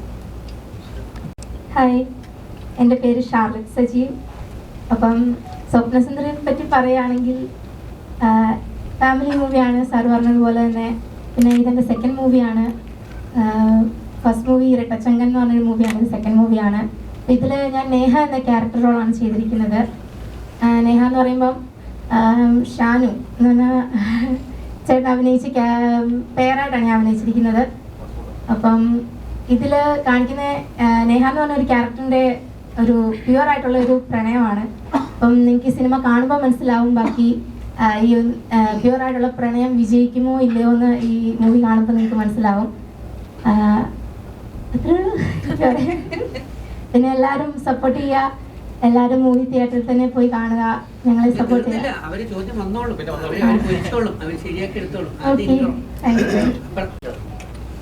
നമസ്കാരം. ആദ്യമേ എനിക്കൊരു അവസരം തന്ന ഫിലിപ്പ് സാറിന് നന്ദി ആദ്യം തന്നെ രേഖപ്പെടുത്തുകയാണ്. അതുപോലെ തന്നെ മറ്റൊരു സിനിമയിൽ ഒരു നായകതുല്യ കഥാപാത്രം തന്നെ തന്ന പ്രൊഡ്യൂസർ ഷാൻസി സലാമുണ്ട്. അടുത്തത് അത് പെട്ടെന്ന് റിലീസാവും എന്ന് പ്രതീക്ഷിക്കാം. അതുപോലെ തന്നെ നമ്മുടെ രജിത് കുമാർ സാറ്, പുള്ളി ഞാനും കൂടെയുള്ള 3 സിനിമ അല്ലേ ടോട്ടൽ ചെയ്തു. അതിൽ നല്ലൊരു വേഷം എനിക്ക് മറ്റൊരു സിനിമയിലും വാങ്ങി തന്നു. ആലി എന്ന് പറഞ്ഞൊരു സിനിമ. അതുപോലെ പാഞ്ചാലി എന്ന് പറഞ്ഞ സിനിമയാണ് ഷാൻസി മേഡം ചെയ്തത്. ആലി എന്ന് പറഞ്ഞ സിനിമ നമ്മൾ ചെയ്തത് ഞാൻ കാസ്റ്റിംഗ് ഹെഡും പ്രൊഡക്ഷൻ ഡിസൈനറായിരുന്നു. ഞാൻ ബിഗ് ബോസിൽ പറഞ്ഞ പോലെ തന്നെയാണ്, നമ്മൾ എന്നോടൊപ്പം എന്നെ കഴിവുള്ള രീതിയിൽ താഴെയുള്ള ആർട്ടിസ്റ്റുകളെ വളർത്തിക്കൊണ്ടുവരിക, അങ്ങനെ അതിലെ ക്യാരക്ടറായിട്ട് അദ്ദേഹത്തെ ഉപയോഗിച്ചു. പിന്നെ ഇതൊരു ചെറിയ സിനിമയാണ്. ഈ ചെറിയ സിനിമയിൽ ഒരുപാട് പൈസക്ക് പ്രാധാന്യം ഇവർ പറഞ്ഞു. പക്ഷെ ഫിലിപ്പ് സാറ് എനിക്ക് 1 രൂപ പോലും എൻ്റെ കയ്യിൽ നിന്ന് വാങ്ങിയിട്ട്, കുറേ ആളുകൾ സിനിമയ്ക്ക് ചാൻസ് ചോദിക്കുന്ന സമയത്തേ അങ്ങോട്ട് പൈസ ചോദിക്കും. 50,000 തരുമോ, 1 ലക്ഷം തരുമോ, 2 ലക്ഷം തരുമോ എന്നൊക്കെ. എത്ര പൈസക്ക് പ്രശ്നങ്ങൾ ഉണ്ടാക്കി പോലും ഒരാളെ അതെ അതിനെനിക്ക് വളരെ നല്ല ഫുഡ്, നല്ല അക്കോമഡേഷൻ ഞങ്ങൾക്ക്. അപ്പൊ പിന്നെ ഈ മീഡിയാസിനോട് എനിക്ക് നന്ദി പറയാനുള്ളത്, എന്നെ ബോച്ചയുടെ അപരനായിട്ട് നിങ്ങൾ എല്ലാവരും കേരളം മുഴുവൻ കറക്കി തന്നതിൽ വളരെയധികം നന്ദി ആദ്യമേ രേഖപ്പെടുത്തുകയാണ്. അതുപോലെ തന്നെ ഞാൻ ഈ അടുത്ത് ശ്രീകൃഷ്ണന്റെ ഒരു വേഷം ചെയ്തു. ഞാനൊരു മുസ്ലിമാണ്, പക്ഷെ അടുത്തുള്ള അമ്പലത്തിൽ അവർ ക്ഷണിച്ചു. ശ്രീകൃഷ്ണ വേഷത്തിലായിരുന്നു ഞാൻ പോയത്. അത് റിപ്പോർട്ടർ ചാനൽ മുതലുള്ള ഒരുവിധം സോഷ്യൽ മീഡിയ ഒക്കെ നമുക്ക് സപ്പോർട്ട് ചെയ്തു തന്നു. അപ്പോൾ എനിക്ക് അവസരം തന്ന ഫിലിപ്പ് സാറിന് പ്രത്യേകം നന്ദി പറയുകയാണ്. അതുപോലെ തന്നെ ഷെജിൻ ആലപ്പുഴ എനിക്ക് ഒരുപാട് വർഷങ്ങളായിട്ട് പരിചയമുള്ളതാണ്. PR ആയിട്ടുള്ള മാത്രം ബന്ധമല്ല, പല സിനിമാ ലൊക്കേഷനിലും എനിക്ക് നല്ലൊരു ബന്ധമുള്ള ആളുകളാണ്. ഇതിൽ അഭിനയിച്ച എല്ലാവരും നമ്മൾ കുടുംബത്തിന്റെ പോലെയാണ് നമ്മളോട് പെരുമാറിയിരുന്നത്, ഒരു കൂട്ടായ്മയിലൂടെയാണ് പെരുമാറിയിരുന്നത്. അപ്പം അതുകൊണ്ട് വളരെയധികം സന്തോഷമുണ്ട് ഈ ഒരു അവസരത്തിൽ സ്വപ്നസുന്ദരി റിലീസാവുക, അതുപോലെ ഇത്തരം വേദികളിൽ ഇരിക്കാൻ പറ്റുന്ന അവസരങ്ങളൊക്കെ ഉണ്ടാക്കി തന്നതിൽ ഒരാളെ വളരെയധികം വീണ്ടും ഞാൻ നന്ദി രേഖപ്പെടുത്തുകയാണ്. കാരണം വെച്ചാൽ അതൊക്കെ ഓരോ ആർട്ടിസ്റ്റിന് കിട്ടുന്ന ഒരു അംഗീകാരമായിട്ടാണ് ഞാൻ കാണുന്നത്. എന്തായാലും സ്വപ്നസുന്ദരി നല്ലൊരു വിജയമാകട്ടെ. അതിന്റെ ഭാഗമായി ഞാനൊരു വിഷ്ണു എന്ന് പറയുന്ന ഒരു ക്യാരക്ടറാണ് ചെയ്തത്. നായകന്മാരെ കൂടെ നിൽക്കുന്ന, സപ്പോർട്ട് ചെയ്യുന്ന ഒരുപാട് സംഭവങ്ങളൊക്കെ ഉള്ള ഒരു സിനിമയിലുള്ള നല്ലൊരു വേഷമാണ് ചെയ്തിട്ടുള്ളത്. എന്തായാലും ഇത് വിജയമാകട്ടെ. നന്ദി. നമ്മൾ ഒരുമിച്ച് 3 പടം, നമ്മളെ 3 പടം ഇറങ്ങാറുണ്ട്. നാളെ ഒരെണ്ണം, അടുത്ത രീതി പിടിക്കണ്ടേ? ഹലോ, എൻ്റെ പേര് മനീഷ മോഹൻ. മനീഷ കൊയ്രാളയാണ്. ഹലോ, എൻ്റെ പേര് മനീഷ മോഹൻ. ഞാൻ സ്വപ്നസുന്ദരിയിൽ കരീഷ്മ എന്ന് പറയുന്ന ഒരു ക്യാരക്ടർ ചെയ്തത് സാനിഫിൻ്റെ പേരായിട്ടാണ്. അപ്പോൾ ഞാൻ കൂടുതലൊന്നും പറയേണ്ട കാര്യമില്ല, കാരണം ഫിലിപ്പ് സാർ ആണെങ്കിലും രജിത് സാർ ആണെങ്കിലും എല്ലാ കാര്യങ്ങളും പറഞ്ഞിട്ടുണ്ട്. ഇത് നല്ലൊരു മൂവിയാണ്, നിങ്ങൾ എല്ലാവരും സപ്പോർട്ട് ചെയ്യുക. നിങ്ങളുടെ സപ്പോർട്ടാണ് എല്ലാ കാര്യങ്ങളും പറഞ്ഞിട്ടുണ്ട്. അപ്പോൾ നിങ്ങൾ എല്ലാവരും സപ്പോർട്ട് ചെയ്യുക. അതെ, അപ്പോൾ നിങ്ങൾ എല്ലാവരും സപ്പോർട്ട് ചെയ്യുക. പടം കണ്ടിട്ട് അഭിപ്രായം പറയാം. എനിക്ക് പറഞ്ഞ പോലെ ആദ്യത്തെ മൂവിയാണ് എൻ്റെ. ഇത് കോവിഡിന് മുമ്പ് ചെയ്ത മൂവിയാണ്. ലൈക്ക് ഒരു 5 years ആയിട്ടുണ്ട് അല്ലേ? 5 years ആയിട്ടുണ്ട്. ആ ടൈമിൽ ഞാൻ ചെയ്ത എൻ്റെ ആദ്യത്തെ മൂവിയായിരുന്നു. അപ്പോൾ അതിൻ്റെ ടെൻഷനും കാര്യങ്ങളൊക്കെ ഉണ്ടായിരുന്നു. പക്ഷെ എല്ലാവരും അപ്പോൾ ക്രൂ ആയിക്കോട്ടെ, ഫിലിപ്പ് സാർ ആയിക്കോട്ടെ, എല്ലാം വളരെ സപ്പോർട്ടീവ് ആയിരുന്നു. അപ്പോൾ എന്നെ താങ്ക് യു സാർ, കാരണം സാറാണ് എനിക്ക് നല്ലൊരു ക്യാരക്ടർ തന്നത്. അതേപോലെ ഈ പടത്തിൽ എന്നെ ആദ്യം വിളിച്ചത് തന്നെ ഷാൻസി മാം ആയിരുന്നു. Thank you. അപ്പോൾ ഇപ്പൊ ഞാൻ വേറെ മൂവി ചെയ്തുകൊണ്ടിരിക്കുന്നു മലയാളത്തില്. അതായത് കോവിഡ് മുമ്പ് എന്റെ ഫസ്റ്റ് മൂവി ആയിരുന്നു. നല്ല സ്ലിം ബ്യൂട്ടി ആയിരുന്നു. നിങ്ങൾക്ക് എന്നെ കണ്ടാൽ മനസ്സിലാവില്ല കേട്ടോ, സത്യം പറഞ്ഞാൽ സത്യം പറഞ്ഞാൽ എന്നെ കണ്ട അധികം ആൾക്കാർക്ക് മനസ്സിലാവില്ല മൂവിയിൽ. ഞാൻ നന്നായിട്ട് മെല്ലിട്ടാണ്. അപ്പോൾ thank you so much. Hi, എല്ലാവർക്കും നമസ്കാരം. എൻ്റെ പേര് സാനിഫ് അലി എന്നാണ്. ഞാൻ ഈ പടത്തിൽ ഷാനു എന്ന് പറയുന്ന ഒരു ക്യാരക്ടറാണ് ചെയ്തേക്കുന്നത്. ആദ്യം തന്നെ ഫിലിപ്പ് സാറിനോട് നന്ദി പറയുന്നു. അതേപോലെ പ്രൊഡ്യൂസർ, നമ്മുടെ കൂടെ അഭിനയിച്ച ആൾക്കാർ, ഇതിൽ വർക്ക് ചെയ്ത എല്ലാ ടെക്നീഷ്യൻസിനോടും നന്ദി പറയുന്നു. കാര്യം നമ്മളൊരു ഒന്നുമില്ലാതെ ഒരു എന്താ പറയുക, ബഡ്ജറ്റ് ഇല്ലാണ്ട് ചെയ്യുന്ന ഒരു പടം, ചെറിയൊരു പടം ആയിരുന്നു. അപ്പം എല്ലാവരും സഹകരിച്ച് ഈ ഒരു പടത്തിനെ തിയേറ്റർ വരെ എത്തിക്കാന്ന് പറയുന്നത് ചെറിയൊരു കാര്യമല്ല. അപ്പം സാറിന് ഈ ഒരു സ്ട്രഗിളിൽ കുറെ എന്താ പറയാ, ഇവിടുത്തെ ജോബ് വിട്ട് പുറത്ത് പിന്നെ വർക്ക് ചെയ്യുക, കാശ് ഉണ്ടാക്കുക, പിന്നെ പടത്തിന് വേണ്ടി ഇൻവെസ്റ്റ് ചെയ്യാം. അപ്പം ഈ ഒരു ആത്മാർത്ഥതയ്ക്ക് എല്ലാവരും സപ്പോർട്ട് ചെയ്യണം. കാര്യം കുറെ ആർട്ടിസ്റ്റ് ഉണ്ടായിരുന്നു ഇതില്, പിന്നെ സീനിയർ ആയിട്ടുള്ള ആർട്ടിസ്റ്റും അതേപോലെ നമ്മളെ പോലെ ചെറിയ ചെറിയ ആർട്ടിസ്റ്റും. അപ്പം എല്ലാവരും ഈ ഒരു പടത്തിനെ മാക്സിമം സപ്പോർട്ട് ചെയ്യാം. Thank you. ഹലോ, എല്ലാവർക്കും നമസ്കാരം. എൻ്റെ പേര് ശ്രീറാം. നേരത്തെ ഇവിടെ പറഞ്ഞ പോലെ തന്നെ എൻ്റെ ഗ്രാൻഡ് ഫാദർ, നിങ്ങൾക്കറിയാം, ശ്രീ GK പിള്ള മരിച്ചുപോയി. സോ കോവിഡ് സമയത്ത് ജോലി പോയി നാട്ടിലിരിക്കുന്ന സമയത്താണ് ഇങ്ങനെ വേറൊരു റഹീം പനൂർ എന്നൊരു വ്യക്തി വഴി ഞാൻ ഫിലിപ്പ് സാറിനെ പരിചയപ്പെടുന്നത്. അപ്പോൾ ആ സമയത്ത് കൊല്ലത്ത് വെച്ചിട്ടായിരുന്നു ഫിലിപ്പ് സാറിനെ കണ്ടത്. ഫിലിപ്പ് സാർ ഇങ്ങനെ പറഞ്ഞു, ഇങ്ങനെ സെൽവൻ എന്നൊരു സെക്കൻഡ് ഹീറോ ക്യാരക്ടർ ഉണ്ട്, ഒരു തമിഴ് ബേസ്ഡ് ക്യാരക്ടറാണ്. അപ്പോൾ കുറച്ച് താടിയൊക്കെ നന്നായിട്ട് വളർത്തി കുറച്ച് ബൾക്കി ആയിട്ടിരിക്കണം എന്നിങ്ങനെ സാറ് പറഞ്ഞു. അങ്ങനെ കുറച്ച് ആ രീതിയിൽ ക്യാരക്ടർ ആ രീതിയിൽ മാറ്റം വരുത്തി. അങ്ങനെ പിന്നെ മൂന്നാറിൽ ഷൂട്ടിന് വന്നു. അപ്പോൾ സാനിഫ് പറഞ്ഞ പോലെ തന്നെ നമുക്ക് ലിമിറ്റഡ് ബഡ്ജറ്റ് ചെയ്തുകൊണ്ട് തന്നെ എല്ലാം ഭയങ്കര ലിമിറ്റഡ് ആയിട്ടാണ് നമ്മൾ വന്നത്. കാരണം ഇപ്പോൾ നമ്മളാണെങ്കിലും ടേക്കിൻ്റെ ഇടയിൽ ഇപ്പം ഞാനും ഷാനും കൂടെ രാവിലെ സാനിഫും കൂടെ ചെന്ന് രാവിലെ മേക്കപ്പ് ഇട്ടിരിക്കും. രാത്രിയാണ് ഷൂട്ട്. അപ്പോൾ എൻ്റെ മടി കിടന്ന് എവ ഉറങ്ങും, അവൻ്റെ മടി കിടന്ന് ഞാൻ ഉറങ്ങും. ഞങ്ങൾ കടത്തന്നെ ഒരുമിച്ച് ഇരിക്കും. ഇതൊക്കെ തന്നെ സ്ഥിരം ഇതുള്ളത്. അപ്പം പിന്നെ ഫുഡ് എല്ലാം ഒരു ലിമിറ്റഡ് ആയിരുന്നു, നമുക്കതിന് പരാതിയില്ല. അപ്പൊ ആ സമയത്ത് നമുക്കത് മനസ്സിലാക്കിയതാണ് നമ്മൾ ആ സിനിമയുടെ കൂടെ. ഞാനാണെങ്കിലും സാനിഫ് ആണെങ്കിലും ഈ ആർട്ടിസ്റ്റുകൾ എല്ലാവരും ആണെങ്കിലും സഹകരിച്ചത്. എൻ്റെ ഫ്രണ്ടായിട്ടാണ് മിസ്റ്റർ നിഷാന്ത് ഉണ്ടായിരുന്നത്. അപ്പോൾ ഞങ്ങളൊക്കെ നല്ല മൊമെന്റ്സ് ഷെയർ ചെയ്തിട്ടുണ്ട്. അപ്പൊ ഇതിൽ എടുത്തു പറയേണ്ട കാര്യം, ഇവിടെ എല്ലാവരും പറഞ്ഞ പോലെ തന്നെ ഫിലിപ്പ് സാറിന്റെ ഹാർഡ് വർക്ക് തന്നെയാണ്. കാരണം അത്രയും ഇതുണ്ടായിട്ട് പോലും ഷൂട്ടിംഗ് ഒരു ഇതുമില്ലാതെ കംപ്ലീറ്റ് ചെയ്തു. പിന്നെ ആക്ച്വലി ഞാൻ പറയുകയാണെങ്കിൽ ഞാൻ ഈ സിനിമ ഷൂട്ട് കഴിഞ്ഞിട്ട് 4 to 5 years ആയി. സോ ഇത് ഇറങ്ങത്തില്ല എന്ന് മനസ്സിൽ ഉറപ്പിച്ച ഒരാളായിരുന്നു ഞാൻ, കാരണം ഇത്രയും സമയം എടുത്തതുകൊണ്ട്. സോ ഞാൻ ബാംഗ്ലൂർ ബേസ്ഡ് ആണ്, ഞാൻ അവിടെ വർക്ക് ചെയ്യണം. അപ്പൊ ഒരു 2-3 weeks ഐ തിങ്ക് അത്രയും സമയം തോന്നുന്നു സാറ് ഗ്രൂപ്പിൽ ഭയങ്കര ആക്റ്റീവായിട്ട് ഞാൻ റിലീസ് ചെയ്യാൻ പോകുന്നത്. അപ്പൊ എന്താ പറയാ, നമ്മൾ അപ്രതീക്ഷിതമായ ഒരു സംഭവം നടക്കുകയാണ്. കാരണം ആക്ച്വലി ഞാനായാലും സാനിഫ് ആണെങ്കിലും ഒക്കെ ഞങ്ങൾ ടച്ച് വരെ വിട്ടുപോയി. കാരണം വെച്ചാൽ ഈ സിനിമ ഇനി ഇറങ്ങില്ല എന്ന ഒരു അവസ്ഥയിലേക്ക് കാര്യങ്ങൾ മാറി.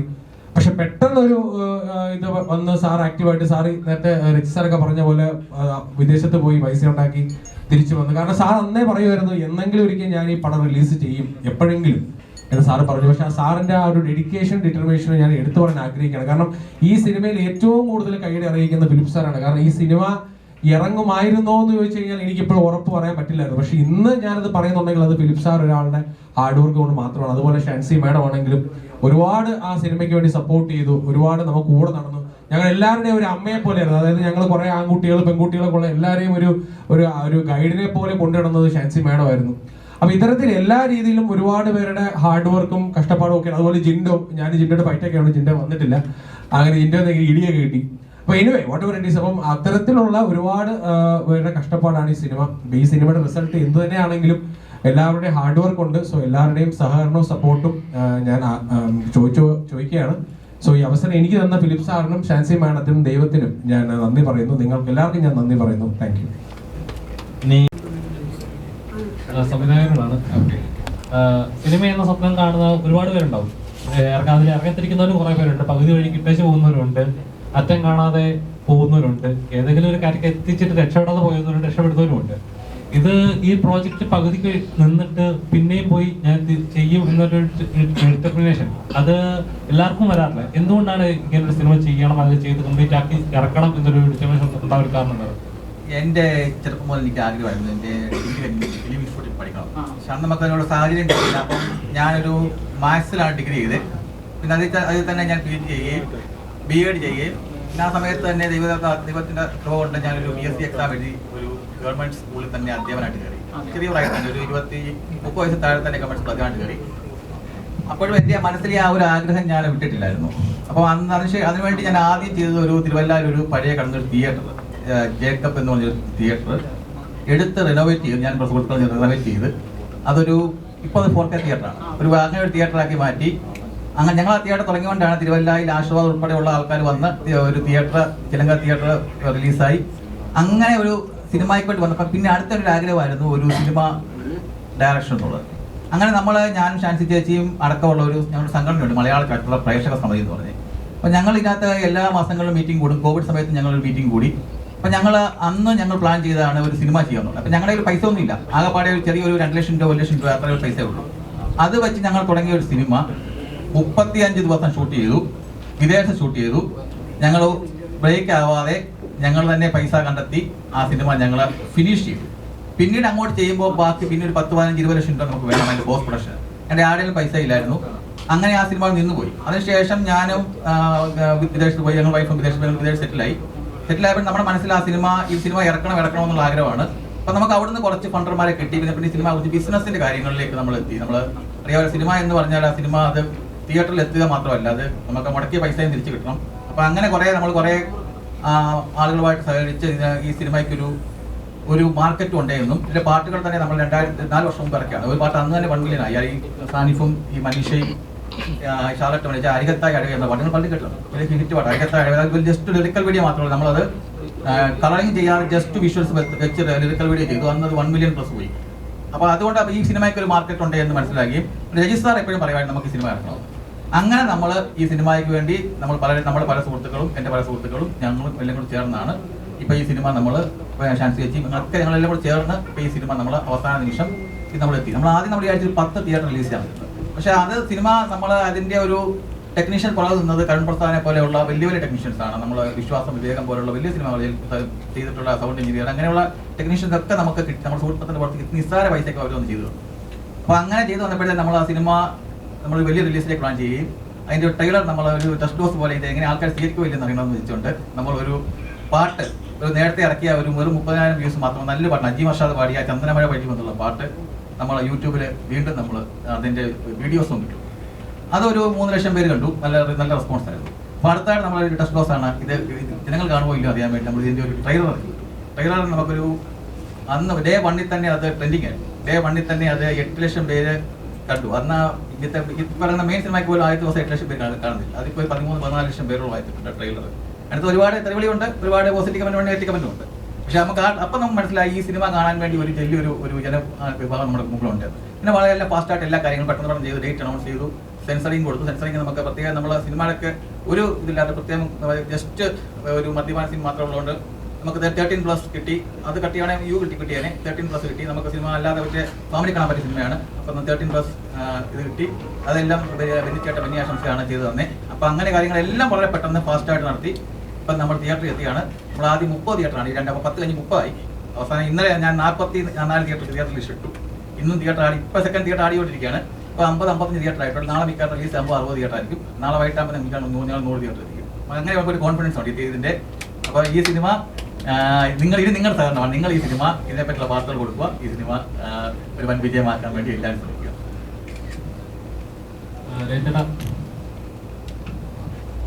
ഇതൊക്കെ യുവ കോമളന്മാരല്ലേ, നമ്മളെ സിനിമകൾ വിജയിപ്പിച്ചെങ്കിലേ ഇവർക്ക് അടുത്ത അവസരങ്ങളും കൊടുക്കാൻ പറ്റത്തുള്ളൂ.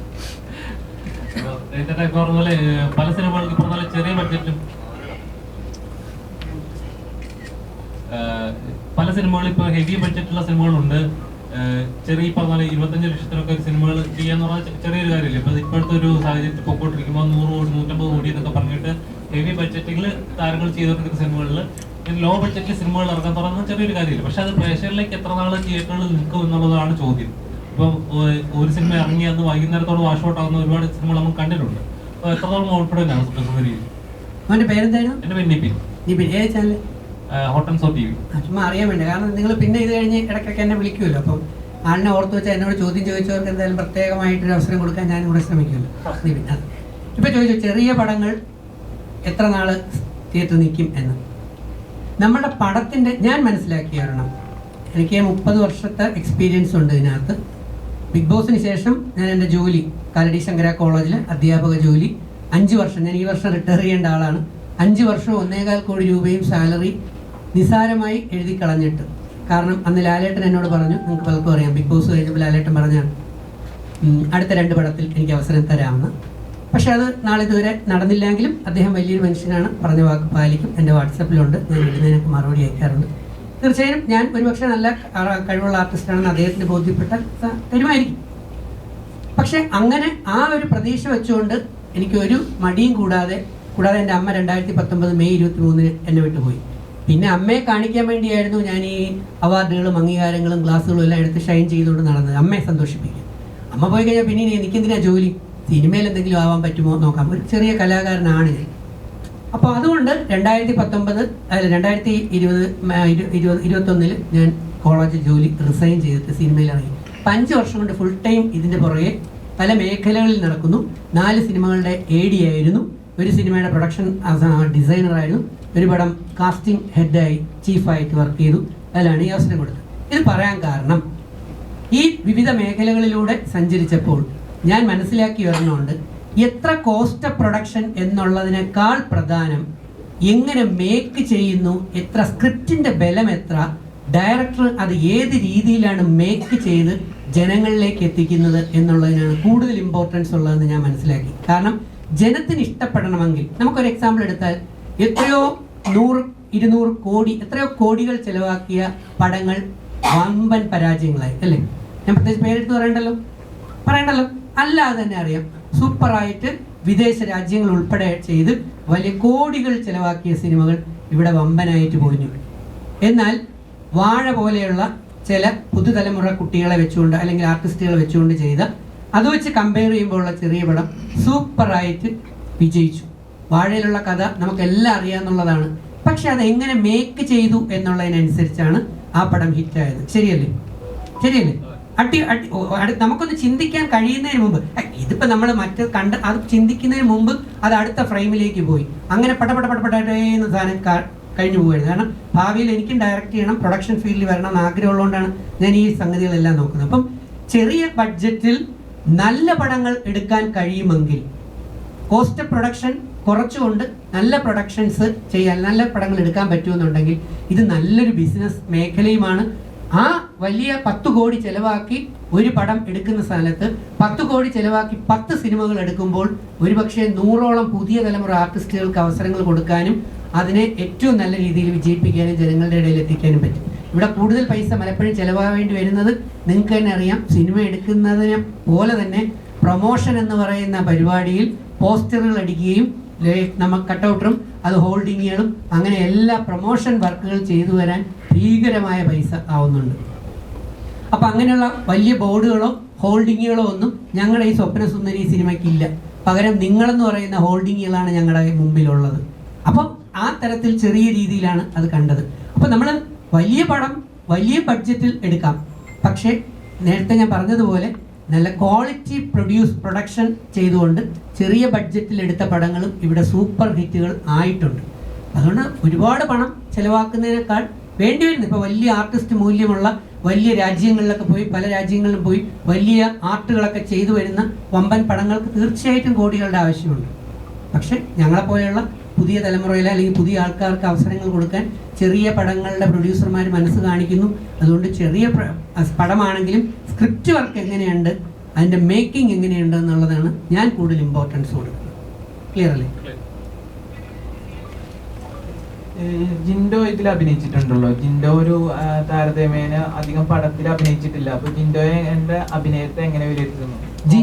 ജിൻഡോ എനിക്ക് തോന്നുന്നു ബിഗ് ബോസിന് മുമ്പ്, അന്ന് ഞാനാണ് ബിഗ് ബോസ് കഴിഞ്ഞത്. ഞാൻ സീസൺ 2 കഴിഞ്ഞിട്ട് വന്നപ്പോഴാണ് സാറ് എന്നെ വിളിക്കുകയും ഞാൻ അതിലേക്ക് ചെയ്യാൻ പോകുന്നത്. ആ സമയം ജിൻഡോ ബിഗ് ബോസിൻ്റെ ആളല്ലായിരുന്നു. പക്ഷേ ജിൻഡോ ആറാടിയ ഒരു സിനിമയാണ്. ജിൻഡോ അഴിഞ്ഞാടിയ ഒരു സിനിമ എന്നുള്ള വാക്ക് ഞാൻ ഉപയോഗിക്കണോ വേണ്ടേ എന്നുള്ളത് ആണ് ഞാൻ രസകരമായ ഒരു ആർട്ടിസ്റ്റ് എന്നുള്ള നിലയിൽ. കാരണം നമ്മൾ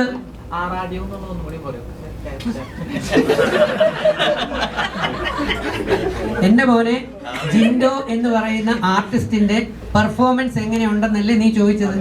അതിന് ഏറ്റവും ബെസ്റ്റ് വാക്കാണ് ഞാൻ പറഞ്ഞത്. പലരും ഇപ്പം പറയുന്നു ജിൻഡോ നേരെ ചെയ്യൂല, ജിൻഡോ അങ്ങനെ ചെയ്യില്ല, ജിൻഡോ പെർഫോമൻസ് മോശമാണ്, ജിൻഡോ മസിൽ പിടിച്ചിരിക്കുന്നത്. പക്ഷേ സ്വപ്നസുന്ദരി എന്ന് പറയുന്ന ഒരു സിനിമ നീ ഒന്ന് പോയി കണ്ടു നോക്ക്. ജിൻഡോയും ഡോക്ടർ ഷിനു ശ്യാമളനും കൂടെ പെർഫോം ചെയ്തിരിക്കുന്ന ഓരോ ഫ്രെയിമുകളും കണ്ടാണല്ലോ നിങ്ങൾ ഇരിക്കുന്ന സീറ്റിൽ നിന്ന് എണീച്ചു പോകും. ആ കണക്കിന് ആറാടിയ പടമാണ് ജിൻഡോ. ജിൻഡോ എന്ന് പറയുന്ന ഒരു സൂപ്പർ ആർട്ടിസ്റ്റ് എന്ന് പറയുന്ന ജിൻഡോയുടെ പല കഴിവുകളും പുറത്ത് നേരിട്ട് കാണാൻ അവസരം കിട്ടിയ ഒരാളാണ് ഞാൻ. അതുകൊണ്ട് ജിൻഡോ ബിഗ് ബോസിൽ കണ്ട ജിൻഡോ അല്ല, നല്ലൊരു കലാകാരനാണ്. അദ്ദേഹത്തിൻ്റെ അന്ന് ഈ ബിഗ് ബോസിൻ്റെ ഇമേജ് അദ്ദേഹത്തിന് ഇല്ലായിരുന്നു. ഇപ്പം അദ്ദേഹത്തിന് ബിഗ് ബോസിൻ്റെ ഇമേജ് ഉണ്ട്. രണ്ടും രണ്ട് തരമാണ്. പറഞ്ഞ് മനസ്സിലായോ? ആ ഇമേജ് എനിക്ക് അപ്പോഴും ഇമേജ് ഇല്ല, ഇപ്പോഴും ഇമേജ് ഇല്ല. ഞാൻ അങ്ങനെ ഇമേജ് നോക്കുന്ന ആളല്ല. കാരണം ഞാൻ വളരെ ലോയിൽ നിന്ന് താഴെ നിന്ന് കയറി വന്നതാണ്. ഞാൻ എപ്പോഴും ആ താഴത്തെ തട്ടിലെ ആൾക്കാരുടെ കൂടെ നിൽക്കാനും കൂടാനും കമ്പനി കൂടാനും നടക്കുന്ന ആളാണ്. നമുക്കൊരു ഇമേജിൻ്റെ ചട്ടക്കൂട്ടുകളും താല്പര്യമില്ല. സാധാ പാവപ്പെട്ട ഒരു മനുഷ്യനാണ്. അന്നും ഇന്നും എന്നും അങ്ങനെയായിരിക്കും. പക്ഷെ ഇപ്പം ജിൻഡോയ്ക്ക് ഇമേജുകളുണ്ട്. പക്ഷെ അന്ന് ഒരു ആർട്ടിസ്റ്റ് എന്നുള്ള നിലയിൽ ഞാൻ പോസിറ്റീവാണ് പറയുന്നത്. ഏറ്റവും ഗംഭീര പെർഫോമൻസ് ആയിരുന്നു ജിൻഡോയിൽ നിന്ന്. ഈ സ്വപ്നസുന്ദരിയിൽ ജിൻഡോ അഭിനയിച്ച ആ പെർഫോമൻസ് ലെവലിൽ ഇപ്പൊ ജിൻഡോ എന്നോടൊപ്പം 3 സിനിമകളിൽ അഭിനയിച്ചിട്ടുണ്ട്. ഇപ്പോഴത്തെ ഇപ്പൊ ഞങ്ങൾ ചെയ്തുകൊണ്ടിരിക്കുന്ന ഫാമിലി സർക്കസ് എന്ന് പറയുന്ന ഒരു സിനിമ, ദേവത എന്ന് പറയുന്ന സിനിമ, അതിൽ ഞാനാണ് വില്ലൻ ദേവതത്തിൽ. അപ്പൊ ഈ സിനിമകളിലൊക്കെ ജിൻഡോയുടെ പെർഫോമൻസ് ഞാൻ നോക്കിയപ്പോൾ സ്വപ്നസുന്ദരിയിൽ കണ്ട അത്രത്തോളം റേഞ്ചിലേക്ക് ജിൻഡോ എത്തിയതായിട്ട് എനിക്ക് തോന്നുന്നില്ല. അപ്പം ബിഗ് ബോസിന് മുമ്പ് ജിൻഡോ നല്ലൊരു ആർട്ടിസ്റ്റ് ആയിരുന്നു. ബിഗ് ബോസിന് ശേഷം നമുക്കിനി ഇറങ്ങാനിരിക്കുന്നതേ ഉള്ളൂ ആ സിനിമകൾ. അതുകൊണ്ട് ഞങ്ങളൊക്കെ എൻജോയ് ചെയ്തതായിരുന്നു അല്ലേ സാറേ? ഡാൻസ് പോലും ആരും പഠിപ്പിച്ചു കൊടുത്തില്ല. ഒന്ന് പറഞ്ഞു കൊടുക്കുന്നതിന് മുമ്പ് അല്ലേ ജിൻഡോ കാലൊക്കെ തൂക്കി പോരിയൊക്കെ അടിച്ചു അല്ലേ? ഭയങ്കരമായിട്ട് അവർ തമ്മിൽ ഡാൻസും ഡ്യൂറ്റുകളും പിന്നെ വെള്ളത്തിൽ ചാട്ട് ഞാൻ കൂടുതൽ പറയുന്നില്ല. അതിനകത്ത് എന്താ പറയാ, നല്ല അടിപൊളിയായിട്ട് ആണ് ജിൻഡോ ചെയ്തിരിക്കുന്നത്. പിന്നെ ജിൻഡോ അതിന് കുറച്ച് ആർട്ടിസ്റ്റ് എന്നുള്ള നിലയിൽ എനിക്ക് കുറച്ച് പറയാൻ പറ്റത്തില്ല. ഞാൻ രസകരമായി അത് പ്രസന്റ് ചെയ്തു എന്നുള്ളത്.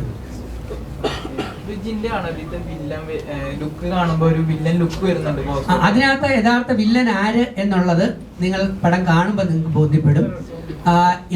സെൻട്രൽ അല്ലെങ്കിൽ നായകന്മാർ ആരൊക്കെയാണ് അതെല്ലാം നിങ്ങൾക്ക് ബോധ്യപ്പെടും. വില്ലൻ എന്ന് തോന്നിപ്പിക്കുന്ന ലുക്കിനകത്ത് ഉള്ള ആള് പാവമാണോ നിരപരാധിയാണോ അതോ വേറൊരാളാണോ യഥാർത്ഥത്തിൽ ക്രൈം ചെയ്തിരിക്കുന്നത്, അതാണ് അതൊരു ക്രൈം ത്രില്ലർ എന്ന് പറഞ്ഞത്. അപ്പോൾ അതുകൊണ്ട് അത് പറഞ്ഞു കഴിഞ്ഞാൽ ഇതിൻ്റെ ഒരു സസ്പെൻസ് അങ്ങ് പോകും. അപ്പം ചിലപ്പോൾ നമ്മൾ ക്രൂരൻ എന്ന് കാണുന്ന ആളായിരിക്കണമെന്നില്ല യഥാർത്ഥ ക്രൂരൻ അല്ലേ? നമ്മൾ ഇപ്പോഴത്തെ ബിഗ് ബോസ് നോക്കിയാൽ നെവിൻ എന്ന് പറയുന്ന പയ്യനെ നമ്മൾ ആദ്യം എന്നെ സംബന്ധിച്ച് ഞാൻ കണക്ട് ചെയ്ത് തന്നെ പറയാം. കണക്ട് ചെയ്ത് എനിക്ക് ആദ്യം ഇഷ്ടമില്ലായിരുന്നു. ഇപ്പോഴത്തെ സീസൺ 7 നെവിനെ എനിക്ക് ആദ്യം ഇഷ്ടമില്ല. ഇതെന്തോന്ന് ചാട്ടം ബഹളം എന്നുള്ളത്. ഇപ്പം ഞാൻ നെവിൻ്റെ ഭയങ്കര ഫാനായിട്ട് നെവിനെ എങ്ങനെ ഉയർത്തി കൊണ്ടുവരാൻ ആലോചിച്ച് ഒറ്റയാൾ പട്ടാളം പോലെ ഞാൻ നെവിന് വേണ്ടി പ്രവർത്തിക്കണം. അപ്പം ഒരാളിൻ്റെ ലുക്കിലല്ല, അദ്ദേഹത്തിൻ്റെ പെർഫോമൻസിലാണ് യഥാർത്ഥത്തിൽ നമ്മൾ മാർക്ക് ഇടേണ്ടത്. അതിൽ ആ സംബന്ധിച്ച് നോക്കുമ്പോഴത്തേക്ക് തീർച്ചയായിട്ടും ഏറ്റവും ബെസ്റ്റായിട്ട് തന്നെയാണ് ചെയ്തിരിക്കുന്നത്. പക്ഷേ വില്ലനാണോ അതോ നായകനാണോ, ആരാണ് അതിലെ വില്ലൻ എന്നുള്ളത് സിനിമ കാണുമ്പോൾ മനസ്സിലാക്കുന്നതാണ് ഏറെ നല്ലത്. ഇതങ്ങ് പറഞ്ഞു പോയാൽ അതിൻ്റെ 3-4 സസ്പെൻസുകളിൽ ഒരെണ്ണം വെളിയിലായി പോകും. അതുകൊണ്ടാണ് കേട്ടോ. സ്ഥിതി വളരെ മോശമായിട്ട് ഈ പ്രൊമോഷന് വരാനുള്ള കാരണം എന്താണ്? ഇത് പ്രൊമോഷണൽ ടിപ്സ് ആയിട്ടാണ്. അതായത് ഇത് ഔട്ട് ചെയ്യുമ്പോൾ പ്രേക്ഷകരുടെ ഡെയിലി ഒരു സെന്റിമെന്റൽ വർക്കൗട്ട് അങ്ങനെയാ. ഒരു കാര്യം ചെയ്യും എൻ്റെ മോനെ, നീ ഒരു കാര്യം ചെയ്യും. എൻ്റെ എക്സ്റേ ഓൾറെഡി ഞാൻ എടുത്തോണ്ടില്ല. നീ ഒരു പിച്ചാത്തിയ വെട്ടുകത്തി ഉണ്ടെങ്കിൽ ഇതൊന്ന് അറുത്ത് വെട്ടി മുറിച്ചിട്ട് എൻ്റെ കാലിൻ്റെ വീഡിയോ എടുക്കും. ഇത് ശരിയാണെങ്കിൽ മാത്രം ഇപ്പോഴത്തെ ചില താരങ്ങൾ കാണിച്ചുകൂടെ ബിഗ് ബോസിലുള്ള നിങ്ങളുടെ ചില ആർട്ടിസ്റ്റുകൾ കാണിക്കുന്ന പോലെയുള്ള ഉഡായിപ്പല്ല ഈ സാധനം. ഇതെന്ന് പറയുന്ന ഒറിജിനൽ ആണെന്ന് ഞാൻ നിങ്ങളെല്ലാം കണ്ടു കാണും. നമ്മുടെ ജോമോൻ ജോഷിയും ദാസേട്ടൻ കോഴിക്കോടും കൂടെ കുറച്ച് നാളിന് മുമ്പ് എന്നെ ചുമന്നുകൊണ്ട് ഒരു ലൊക്കേഷനിൽ നിന്ന് പോകുന്നത് നിങ്ങൾ കണ്ടിട്ടുണ്ടാവും അല്ലേ? കണ്ടില്ലേ? സോഷ്യൽ മീഡിയ ഉണ്ടായിരുന്നു. ഒരുപാട് പേര് കണ്ടു. ഇങ്ങനെ തോന്നുന്നത് അത് തൃശ്ശൂർ ആ ഷൂട്ട് നടന്ന സമയത്താണ്. ഇത് ഉണ്ടായ സമയത്തും വരാനുള്ള കാരണം എന്ത് എന്ന് ചോദിച്ചു കഴിഞ്ഞാൽ എനിക്കൊരു പ്രത്യേകതയുണ്ട്. അതെനിക്ക് അഭിമാനത്തോടെ പറയാം. ഞാൻ നല്ല നന്ദിയുള്ള ജർമ്മൻ ഷെപ്പേർഡ് അല്ലെങ്കിൽ അൽസേഷ്യൻ പട്ടിയെ പോലെയുള്ള ഒരു നല്ല പട്ടി എന്ന് പറയുന്ന ആളാണ്. ഞാൻ എപ്പോഴും എന്നെ അങ്ങനെയാണ് ഉപയോഗിക്കുന്നത്. കാരണം ഖുർആൻ ഉൾപ്പെടെയുള്ള വേദഗ്രന്ഥങ്ങൾ പറയുന്നു ജനങ്ങളിൽ അധികം പേർക്ക് നന്ദിയില്ല എന്ന്. പക്ഷെ എനിക്ക് നന്ദി കുറച്ച് കൂടുതലാണ്. ഞാൻ ബിഗ് ബോസ് കഴിഞ്ഞപ്പോൾ ചെയ്ത ആദ്യത്തെ പടമാണ് സ്വപ്നസുന്ദരി എന്ന് പറയുന്ന പടം. 2, എൻ്റെ ഇനിയുള്ള ചോറ്, എൻ്റെ ജീവിതം എന്ന് പറയുന്നത് സിനിമ ഇൻഡസ്ട്രിയിലാണ്. ഞാൻ ഒടിഞ്ഞു കിടന്നത് കഴിഞ്ഞ മാസം 12-ാം തീയതി തൃശ്ശൂർ ഷൂട്ടിങ്ങിൽ വെച്ച് എനിക്ക് പറ്റിയ ആക്സിഡൻറ്റ് സോഷ്യൽ മീഡിയയിലുള്ള പലരും അറിഞ്ഞതാണ്. എനിക്ക് വേണമെങ്കിൽ വീട്ടിൽ കിടന്നാൽ മതി, ഒരാഴ്ച കൂടെ ഉണ്ട്, 60 ദിവസം 2 മാസമാണ് റെസ്റ്റ് പറഞ്ഞേക്കുന്നത്. ഇപ്പം ഇന്ന് എത്ര 48-50 ദിവസമോ, അടുത്ത ആഴ്ചയാകുമ്പോൾ പ്ലാസ്റ്റർ എടുക്കാൻ പറ്റും. അപ്പോഴത്തേക്ക് സിനിമ കഴിഞ്ഞു പോകും. അപ്പം എനിക്ക് ഒരു വിധമെങ്കിലും ഇവിടം വരെ എത്താൻ പറ്റും എന്നുള്ളത് കൊണ്ടാണ്. കഴിഞ്ഞ ആഴ്ച പറ്റിയില്ല. ഷെജിൻ എന്നെ കഴിഞ്ഞ ആഴ്ച വിളിച്ചപ്പം ഞാൻ വീഡിയോ കോളിലൂടെ കാണിച്ചു. ഡോക്ടർ പറഞ്ഞ് ഒരു 45 ദിവസമെങ്കിലും കഴിഞ്ഞിട്ടേ കാലൊന്ന് അമർത്താവൂ എന്ന് വെച്ചു. അപ്പം ഇദ്ദേഹം ഇവിടെ നിന്ന് വണ്ടി വിട്ട്, ഇന്നലെ ഇവിടെ നിന്ന് വണ്ടി വിട്ട്, ഇന്ന് ആദ്യം പറഞ്ഞത് ഇന്ന് രാവിലെ കാറ് ട്രിവാൻഡ്രത്തേക്ക് വിട്ടിട്ട് അവിടെ നിന്ന് ഇന്നോവ അവിടെ വിട്ടിട്ട് അവിടെ നിന്ന് എന്നെ എടുത്ത് കൊണ്ടുവരും. പക്ഷെ ഇവിടെ ഇന്ന് രാവിലെ വരുമ്പോൾ ഈ റോഡ് കാരണം, ബ്ലോക്ക് കാരണം നിങ്ങൾക്ക് സമയത്തിന് എത്താൻ പറ്റത്തില്ല. അതുകൊണ്ട് ഇന്നലെ തന്നെ രാത്രി വന്ന് YMCAയിൽ റൂം എടുത്ത് അവിടെ കിടന്നിട്ട് ഇന്ന് ഈ നിങ്ങളുടെ പരിപാടി അല്ലെങ്കിൽ ഈ പ്രൊമോഷന് വേണ്ടി നമ്മുടെ ഇതിലേക്ക് വന്നപ്പോൾ എൻ്റെ ആത്മാർത്ഥയെ നീ വെറും പുറം കാലം കൊണ്ട് ചവിട്ടി തേച്ച് കളഞ്ഞല്ലടാ മോനെ. ഒന്ന് ആലോചിച്ചു വരികയാണ്. അപ്പോൾ ഇവിടെ യഥാർത്ഥത്തിൽ ആത്മാർത്ഥയോടെ പെരുമാറുന്ന പലർക്കും പലപ്പോഴും വിലയില്ലാതെ അവർ അഭിനയമാണോ എന്നൊരു ചോദ്യമാണ്. അഭിനയമാണോ എന്നുള്ള ചോദ്യമാണ് ചിലർ ചോദിക്കാൻ സാധ്യതയുള്ളത്. നീ അത് ചോദിച്ചത് കൊണ്ട് ഐ ലവ് യുടാ, സത്യമാണ്. അത് പറയും. അതങ്ങനെ ഇവിടെ സാത്താന്റെ സന്തതികൾ കുറെ എണ്ണം എല്ലായിടത്തും ഉണ്ട്. ദൈവത്തിന്റെ സന്തതികളും ഉണ്ട്, സാത്താന്റെ സന്തതികളും ഉണ്ട്. അതുകൊണ്ട് നല്ലത് ചെയ്താൽ കുറ്റം പറയുന്നവരും ഉണ്ട്, മോശം ചെയ്താൽ നല്ലത് പറയുന്ന ആൾക്കാർ നമ്മുടെ ഇടയിലുണ്ട് അല്ലേ? 5 വിരലും 5 പോലെ അല്ലേ? പക്ഷെ ഇത് സത്യമാണ്.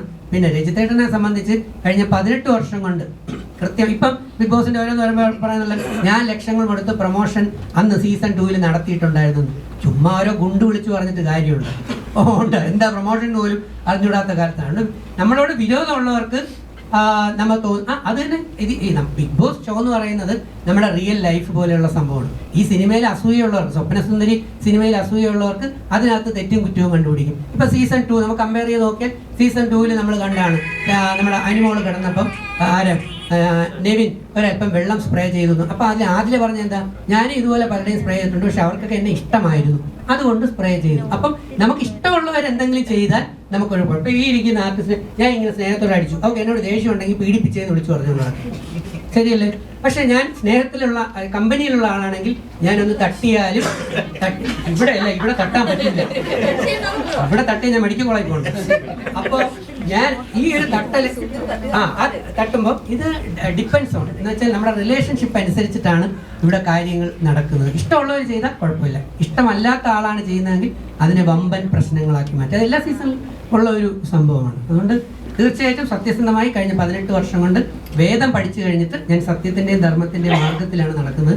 അന്യർക്ക് ദോഷം ഉണ്ടാകുന്നതും മറ്റുള്ളവരെ പറ്റിക്കുന്നതുമായിട്ടുള്ള ഒരു കള്ളത്തരവും ചതിയും ചെയ്യാറില്ല. കാരണം എനിക്ക് എൻ്റെ ക്രെഡിബിലിറ്റി വളരെ പ്രധാനപ്പെട്ടാണ്. നാളെ ഞാൻ കാണിച്ചതും പറഞ്ഞതും തെറ്റാണെന്ന് നിങ്ങളിൽ ഒരാളെങ്കിലും, നിങ്ങൾ സോഷ്യൽ മീഡിയയാണ്, നിങ്ങൾ എവിടെയും കൊണ്ടുപോയി ക്യാമറ വെച്ച് കാണും, ഞാൻ പറഞ്ഞത് തെറ്റാണെന്ന് കണ്ടു കഴിഞ്ഞാൽ പിന്നെ അതോടെ എൻ്റെ വില പോയി, എൻ്റെ അഡ്രസ്സ് പോയി, എൻ്റെ വിശ്വാസമില്ല. പക്ഷെ ഇന്ന് ലക്ഷക്കണക്കിന് പല രാജ്യങ്ങളിലെ മലയാളി സഹോദരങ്ങൾ, UAE, GCC, US, നമ്മുടെ എല്ലാ രാജ്യങ്ങളിലുള്ള മലയാളി പ്രവാസികൾ ഉൾപ്പെടെ ലക്ഷക്കണക്കിന് പേർക്ക് ഞാൻ പറയുന്ന വാക്ക് ശരിയാണെന്ന് വിശ്വാസമുള്ളതിന് ഉത്തമ ഉദാഹരണമാണ്. ഞാൻ ഇതുവരെയും വീഡിയോ പ്രൊമോഷൻ ബിഗ് ബോസിനെ ബേസ് ചെയ്ത് എൻ്റെ ഫേസ്ബുക്കിലൊന്നും ഇട്ടിട്ടില്ല. പക്ഷെ 3 ആഴ്ച കൊണ്ട് ഞാൻ ഇടാൻ തുടങ്ങിയപ്പം ആദ്യം തെറിവിളി കൂടുതലായിരുന്നെങ്കിൽ, ലൈക്ക് കുറവായിരുന്നെങ്കിൽ, ഇപ്പം എന്നെ സപ്പോർട്ട് ചെയ്യുന്നവരുടെ എണ്ണം വളരെയധികം കൂടി. അതുപോലെയാണ് ഈ സ്വപ്നസുന്ദരി സിനിമ എന്ന് പറയുന്നത്. ഇപ്പൊ കുറ്റം പറയും കുറെ പേര് വന്നിട്ട്, അതിനകത്ത് അങ്ങനെയാണ്, അതിനകത്ത് വലിയ പൈസ ഇല്ല, അതിനകത്ത് ചെറിയ ആർട്ടിസ്റ്റുകളാണ്, അതിനകത്ത് വലിയ ചിക്കൻ ബിരിയാണി അങ്ങനെയുള്ള സംഗതി, അല്ലെങ്കിൽ ഫ്രൈം, അങ്ങനെ കുറ്റം പറയാൻ എല്ലാവരും ഉണ്ടാവും. പക്ഷെ ഇങ്ങനെ ഒരു സിനിമയായി ഇറക്കി അത് നിങ്ങളുടെ മുമ്പിൽ, ജനങ്ങളുടെ മുമ്പിൽ കൊണ്ടുവരാൻ വേണ്ടി ഇവരെല്ലാം പ്രവർത്തിച്ച കഷ്ടപ്പാട് എത്രയെന്ന് നോക്കിക്കഴിഞ്ഞാൽ അത് വിലമതിക്കാൻ പറ്റത്തില്ല, അത്രയ്ക്ക് മുകളിലാണ്. അതുകൊണ്ട് ഞാൻ പറഞ്ഞത് സത്യമാണ്, ഞാൻ പ്രവർത്തിക്കുന്നതും ഇന്ന് ഈ നിമിഷം വരെ സത്യമാണ്. ഈ പ്രസ് മണിക്കാണ് ഇപ്പോൾ ഏകദേശം 5:30 പക്ഷെ ഇതിൽ താരം ജിൻഡോ വന്നിട്ടില്ല. അത് സെറ്റിൽ അങ്ങനെ ആയിരുന്നതാണ് ഞാൻ ചോദ്യം. ഞാൻ നേരത്തെ മോനോട് പറഞ്ഞില്ലേ, ഞാനാണോ പറയേണ്ടത് വേറെ വല്ലവരാണ് പറഞ്ഞത്? കൈമാറട്ടെ, ഞാൻ പ്രൊഡ്യൂസറിന് കൈമാറാം, ഇതായിരിക്കും നല്ലത്. എന്ത് പറയുന്നു? അടി ഞാൻ വാങ്ങിച്ചു. ജിൻഡോയെ കുറിച്ച് എന്താ അറിയേണ്ടത്? അല്ല, ഇപ്പൊ ഓൾറെഡി 1.5 മണിക്കൂർ ലേറ്റ് ആയിട്ടുണ്ട്. ജിൻഡോയെ കുറിച്ച് ചോദിക്കുമ്പോൾ മോൻ എന്തെങ്കിലും കരഞ്ഞു ചോദിക്കുന്നത്? സ്റ്റേണായിട്ട് ചോദിച്ചൂടെ? വെള്ളം കുടിക്കണോ? വേണ്ടേ? അല്ല, ജിൻഡോയെ കുറിച്ച് ജിൻഡോ ഇടിക്കുന്നു വെച്ചിട്ടാണോ? ജിൻഡോയ്ക്ക് ജിം ഉണ്ടെന്ന് വെച്ചിട്ടാണോ? പിന്നെന്താ പ്രശ്നം? ജിൻഡോ കഴിഞ്ഞ ദിവസം ഒരു പ്രസ് മീറ്റ് വെച്ചിട്ട് 1.5 മണിക്കൂർ ലേറ്റ് ആയിട്ടാ വന്നത്. ജിൻഡോ 1.5 മണിക്കൂർ ലേറ്റ് ആയെങ്കിൽ അതിന് കാരണം ഉണ്ടാവും. നമ്മുടെ റോഡിൽ കൂടെ ജിൻഡോയ്ക്ക് വരാൻ പറ്റുന്നുണ്ടാവില്ല, അതായിരിക്കും കാരണം. ജിൻഡോ മേക്കപ്പ് ചെയ്യുകയായിരിക്കാം, ജിൻഡോ മേക്കപ്പ് ചെയ്യുകയായിരിക്കാം. ഇവര് ചോദിക്കും, അങ്ങനെയാണെങ്കിൽ മുടിഞ്ഞ കാലം കൊണ്ട് തിരുവനന്തപുരത്ത് നിന്ന് അല്ലെങ്കിൽ ഇവിടെ നിന്ന് എത്രയും നേരത്തെ എത്തിയ നേരത്തെ ഇവിടം വരെ എത്തിയില്ല. അടിയുടെ മക്കളെ കൈ തലേ ദിവസം വന്നു. മാഡം, ഞങ്ങൾ പണികൂലായിരിക്കുന്നത്, ഞങ്ങള് രാവിലെ വിളിച്ചിട്ട് വന്നതാണ് നമ്മളെ സമയത്ത്. നിങ്ങൾ പറഞ്ഞിട്ടാണ് നമ്മൾ വരുന്നത്. അതിനർത്ഥം നമ്മുടെ സമയത്തിന് എന്ത് പേരില്ലാത്ത പോലെയാണ് നിങ്ങൾ വർത്താനം പറയണേ. അരമണിക്കൂർ മുമ്പ് എത്തുക എന്നുള്ളതാണ്. അതെ, സിനിമ പ്രൊഡ്യൂസ് ചെയ്ത് ഞാനാണ്, ജിൻഡോ അല്ലല്ലോ. ജിൻഡോ തിയേറ്ററിൽ സിനിമ എത്തിക്കുന്നത് ആരാണ്? പ്രൊഡ്യൂസറും ഡയറക്ടറും ഞങ്ങളുടെ ക്രൂ മെമ്പേഴ്സ് കൂടിയിട്ടല്ലേ. ഒരു ആർട്ടിസ്റ്റ്, ഇപ്പൊ ഇതിനകത്ത് 2 ആർട്ടിസ്റ്റ് മരിച്ചുപോയി, അതേക്കുറിച്ച് ആരും ഞങ്ങൾ പറഞ്ഞിട്ടില്ല, നിങ്ങൾ ആരും ചോദിച്ചിട്ടില്ല. ഞങ്ങളുടെ ഈ സിനിമ ഒരു മിനിറ്റ് ഞങ്ങളുടെ ഡയറക്ടർ അത് പറയേണ്ടതായിരുന്നു, സാർ അത് പറഞ്ഞില്ല. 2 ആർട്ടിസ്റ്റുകൾ ഇന്ന് നമ്മെ വിട്ട് ഇവിടെ പറഞ്ഞിരിക്കുകയാണ് ഈ ഒരു സിനിമയില്. അത് 2 പേരും ഇതിനകത്ത് പാർട്ടിസിലുള്ള 2 ആർട്ടിസ്റ്റുകളാണ്. അപ്പോൾ അവർ 2 പേരും ഇല്ല. അപ്പൊ നമുക്കൊരാളില്ലെന്ന് പറഞ്ഞിട്ട് ഒരാൾ വെയിറ്റ് ചെയ്തിരിക്കാൻ പറ്റത്തില്ല. ഇപ്പൊ ഞാനിപ്പോ ഇതിനകത്ത് പ്രൊഡ്യൂസറാണെന്ന് പറഞ്ഞ് ഞാൻ താമസിച്ച് വന്നെങ്കിലും ഒരു പ്രോട്ടോകോൾ ഉണ്ട്. നമ്മൾ 4 മണിക്ക് തുടങ്ങണമെന്ന് പറഞ്ഞാൽ ചിലപ്പോൾ 4:15, 4:30 അപ്പൊ തുടങ്ങിക്കോളുക, അത്രേ ഉള്ളൂ. ജിൻഡോ വന്നാൽ ഇന്റർവ്യൂ അറ്റൻഡ് ചെയ്യും, ഇല്ലേ നാളെ ഇന്റർവ്യൂ അറ്റൻഡ് ചെയ്യും, അത്രേ ഉള്ളൂ. അതായത് വേറെ പ്രശ്നങ്ങളൊന്നുമില്ല. ആർക്ക് വേണ്ടിയിട്ടും ഒരു സൂര്യൻ രാവിലെ ഉദിക്കാതിരിക്കുന്നുണ്ടോ? ഞാനോ നിവിനോ രാവിലെ എണീറ്റ് സൂര്യൻ ഉദിക്കാതിരിക്കുന്നുണ്ടോ? ഇല്ലല്ലോ. സൂര്യൻ അതിന്റെ കർത്തവ്യത്തിലേക്ക് കടക്കും. അതേപോലെ നിങ്ങൾ നിങ്ങളുടെ കർത്തവ്യത്തിലേക്ക് കടക്കും, ഞാൻ എന്റെ ജോലിയിലേക്ക് കടക്കും. പോരെ? ഇപ്പൊ ജിൻഡോ വന്നാലും വന്നില്ലെങ്കിലും നിങ്ങൾക്ക് വേണ്ട എല്ലാ ചോദ്യങ്ങൾക്കും ഉത്തരം തരാൻ ഇവിടെ ഞങ്ങൾ ഇരിപ്പുണ്ട്, ഉറപ്പായിട്ടും. പക്ഷെ മോൻ ചോദിച്ച ചോദ്യം വളരെ കറക്റ്റാണ്. ഇപ്പൊ ഞങ്ങൾ ഇത്രയും നേരം 3 മണി തൊട്ട് അല്ലെങ്കിൽ 4 മണിക്ക് പ്രസ് മീറ്റ് പറഞ്ഞു. ഈ 4 മണി തൊട്ട് സ്വപ്നസുന്ദരിയുടെ പ്രൊമോഷൻ വർക്കിനായിട്ട് നിങ്ങളെല്ലാം ഇരിക്കുന്നു. അദ്ദേഹം ഇതുവരെയ്ക്കും എത്തിച്ചേർന്നിട്ടില്ല. അപ്പൊ ഷൂട്ടിംഗ് ലൊക്കേഷനിലും ഇങ്ങനെ തന്നെ ആയിരുന്നു എന്ന് ഒരല്പം ആലോചിച്ച് നോക്കൂ. ഞാൻ കുറച്ച് നേരത്തെ ഇത് ഉൾക്കൊണ്ട് തന്നെയാണ് ഒരു ആൻസർ നിങ്ങളോട് പറഞ്ഞത്. അദ്ദേഹം ബിഗ് ബോസിന് മുമ്പുള്ള ആർട്ടിസ്റ്റ് എന്നുള്ള തലത്തിൽ ഞാൻ പറഞ്ഞു, ബിഗ് ബോസിന് ശേഷമുള്ള ആർട്ടിസ്റ്റിനൊന്നും ഞാൻ കുറച്ചു മുമ്പ് കാര്യം പറഞ്ഞതിൽ ഈ ഉത്തരം അതിനകത്ത് കിടപ്പുണ്ട്. മനസ്സിലായി കാണുമല്ലോ, മനസ്സിലായില്ലേ? ഞാൻ തന്നു കഴിഞ്ഞു, ഉത്തരം കൃത്യമായിട്ട് പറഞ്ഞു, അടിച്ചു പൊളി. ഞാൻ 6 അടിയ ആ ഒരു ആൻസർ പറഞ്ഞില്ലേ, ആ ആൻസറിനകത്ത് കൃത്യമായിട്ടുണ്ടായിരുന്നു അദ്ദേഹത്തിന്റെ ആർട്ടിസ്റ്റിക് ടാലന്റ് എത്രയാണെന്നും അതെല്ലാം സംഭവം. അത് ബിഗ് ബോസിന് മുമ്പായിരുന്നു. ബിഗ് ബോസിന് ശേഷം എന്ന് പറയുന്നത് അദ്ദേഹം ബിഗ് ബോസ് വിന്നറാണ്. ഞാനൊക്കെ ബിഗ് ബോസിൽ നിന്ന് തോറ്റ് വെളിയിലിറങ്ങിയ പാവങ്ങളാണ്. അപ്പോൾ വിജയിച്ചവരെ നമ്മൾ കുറച്ചുകൂടെ എന്താ പറയുക, ഒരു റെസ്പെക്റ്റിലും കുറച്ചുകൂടെ ഒരു നമ്മുടെ അവസ്ഥ അങ്ങനെയൊക്കെയാണല്ലോ. അപ്പോൾ അദ്ദേഹം ചിലപ്പോൾ വരുന്ന വഴിയിൽ വണ്ടി ബ്ലോക്ക് ഉണ്ടാവാം, എന്തെങ്കിലുമൊക്കെ റീസൺ ഉണ്ടാവും. അതുകൊണ്ടാണ് നമുക്കിത് മുമ്പോട്ട് പോവാം. നിങ്ങൾ പോകുന്നതിന് മുമ്പ് ആ ആർട്ടിസ്റ്റ് എത്തുകയാണെങ്കിൽ നിങ്ങൾക്കുള്ള ചോദ്യങ്ങളുടെ ഉത്തരം അദ്ദേഹം തരും. അല്ല, അദ്ദേഹം വന്നുകൊണ്ടിരിക്കുന്നത് ഇപ്പൊ മന്ത്രി ഉദ്ഘാടനത്തിന് വരുമെന്ന് പറയുന്ന സമയത്ത് ചില സമയം മന്ത്രി എപ്പോ വരും എന്ന് വെച്ചാൽ നമ്മൾ അതിനു വേണ്ടി ഉത്കണ്ഠപ്പെടാറുണ്ടോ? മന്ത്രി വരുമ്പോ വരും, വന്നില്ലെങ്കിൽ വരൂല. എന്നാലും പരിപാടി അവിടെ നടക്കൂലേ? ഒരാളല്ല അവസാനം. എനിക്ക് ശേഷം പ്രളയമല്ല, എനിക്ക് ശേഷം എന്നെക്കാൾ മിടുക്കരായിട്ടുള്ള പാർട്ടികൾ വരുന്നുണ്ട് എന്ന് വിശ്വസിക്കുന്ന ആളാണ് ഞാൻ. ക്ലിയർ അല്ലേ? എന്നെ ജില്ലയും കൂടെ അടിപിടിപ്പിക്കാൻ വേണ്ടി എൻ്റെ മോനെ, നീ പഠിച്ച സ്കൂളിലല്ല ഞാൻ ആണ്, പക്ഷെ ഞാൻ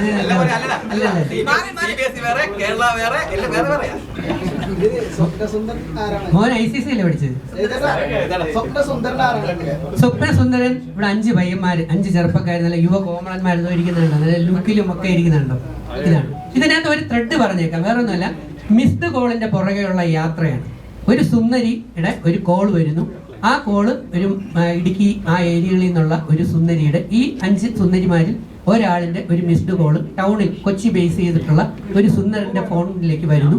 ഈ ഫോണിൽ നിരന്തരം അദ്ദേഹം സംസാരിക്കുന്നു, പക്ഷെ ആളിനെ കാണാൻ പറ്റുന്നില്ല. ഈ ആളിനെ അന്വേഷിച്ചുള്ള ഒരു സുന്ദരന്റെ, ആ സുന്ദരന്റെ യാത്രയാണ്. ഈ സുന്ദരിയിൽ എത്തിച്ചേരുമോ അതോ വേറെ സുന്ദരികളിലാണോ എത്തിച്ചേരുന്നത്, അതോ അദ്ദേഹത്തിന് പണി കിട്ടുമോ?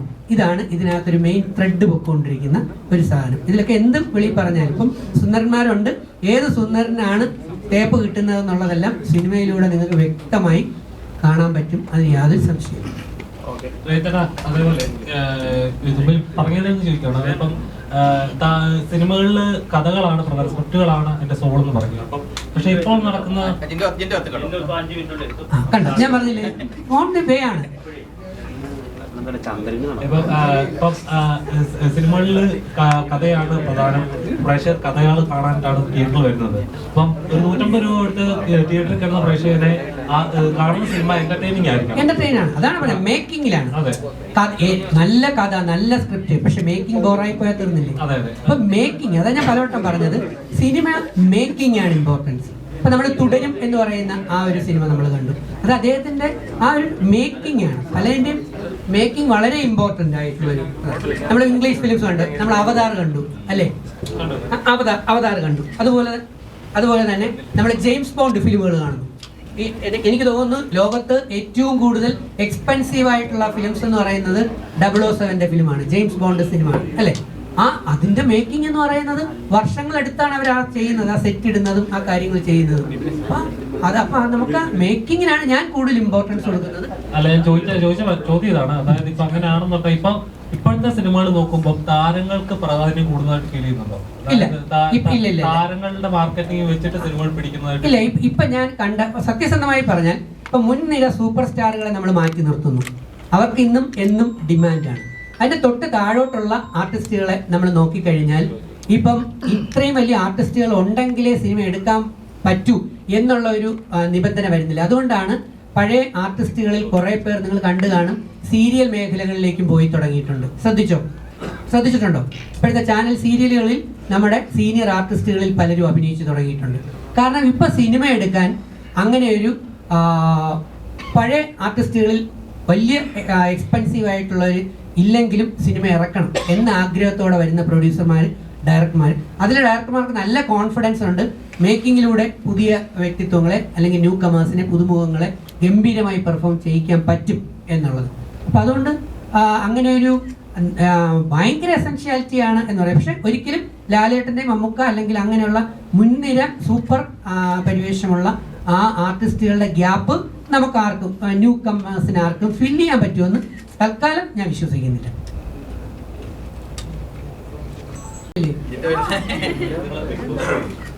ആകെ ഇതേ മാത്രമേ ചോദിച്ചുള്ളൂ. നാളെ നമ്മള് ഒരു സ്പെഷ്യൽ ഷോ വെച്ചിട്ടുണ്ട്. നമ്മുടെ നിങ്ങൾ തീർച്ചയായിട്ടും അവിടെ വരണം, വനിതയിൽ വരണം. മീഡിയ പേഴ്സൺസിന് വേണ്ടി നമ്മൾ വെച്ചിട്ടുണ്ട്. രാവിലെ 10 മണിക്കാണ്. 10 മണിക്ക് വനിതയിൽ, 10 മണിക്ക്. ബാക്കി എല്ലാ തിയേറ്ററും നമ്മൾ 12 മണിക്ക് തുടങ്ങുന്നത്. അവിടെ വനിതയെ അപ്പം നമുക്ക് സിനിമ കാണാം. അത് കഴിഞ്ഞ് പുറത്തിറങ്ങിയിട്ട് നിങ്ങൾക്ക് വീണ്ടും കണ്ടതിന്റെ ചോദ്യങ്ങൾ ചോദിക്കാം. അപ്പൊ അങ്ങനെ ഒരു അവസരമുണ്ട്. അതുകൊണ്ട് തീർച്ചയായും നിങ്ങൾ എല്ലാവരും നാളെയും വരണം.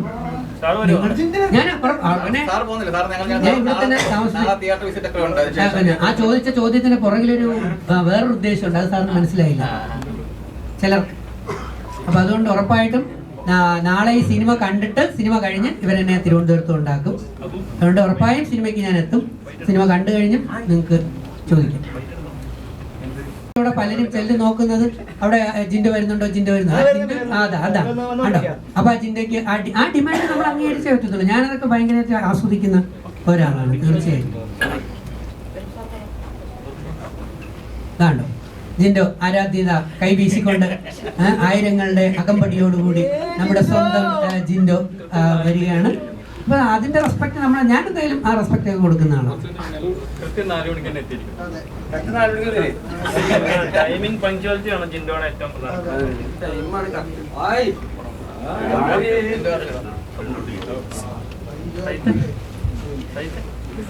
എന്ന് പറഞ്ഞു. പക്ഷെ ഞങ്ങൾ ജിൻഡോയെ കൊണ്ടുവന്നു, ജിൻഡോ വന്നു.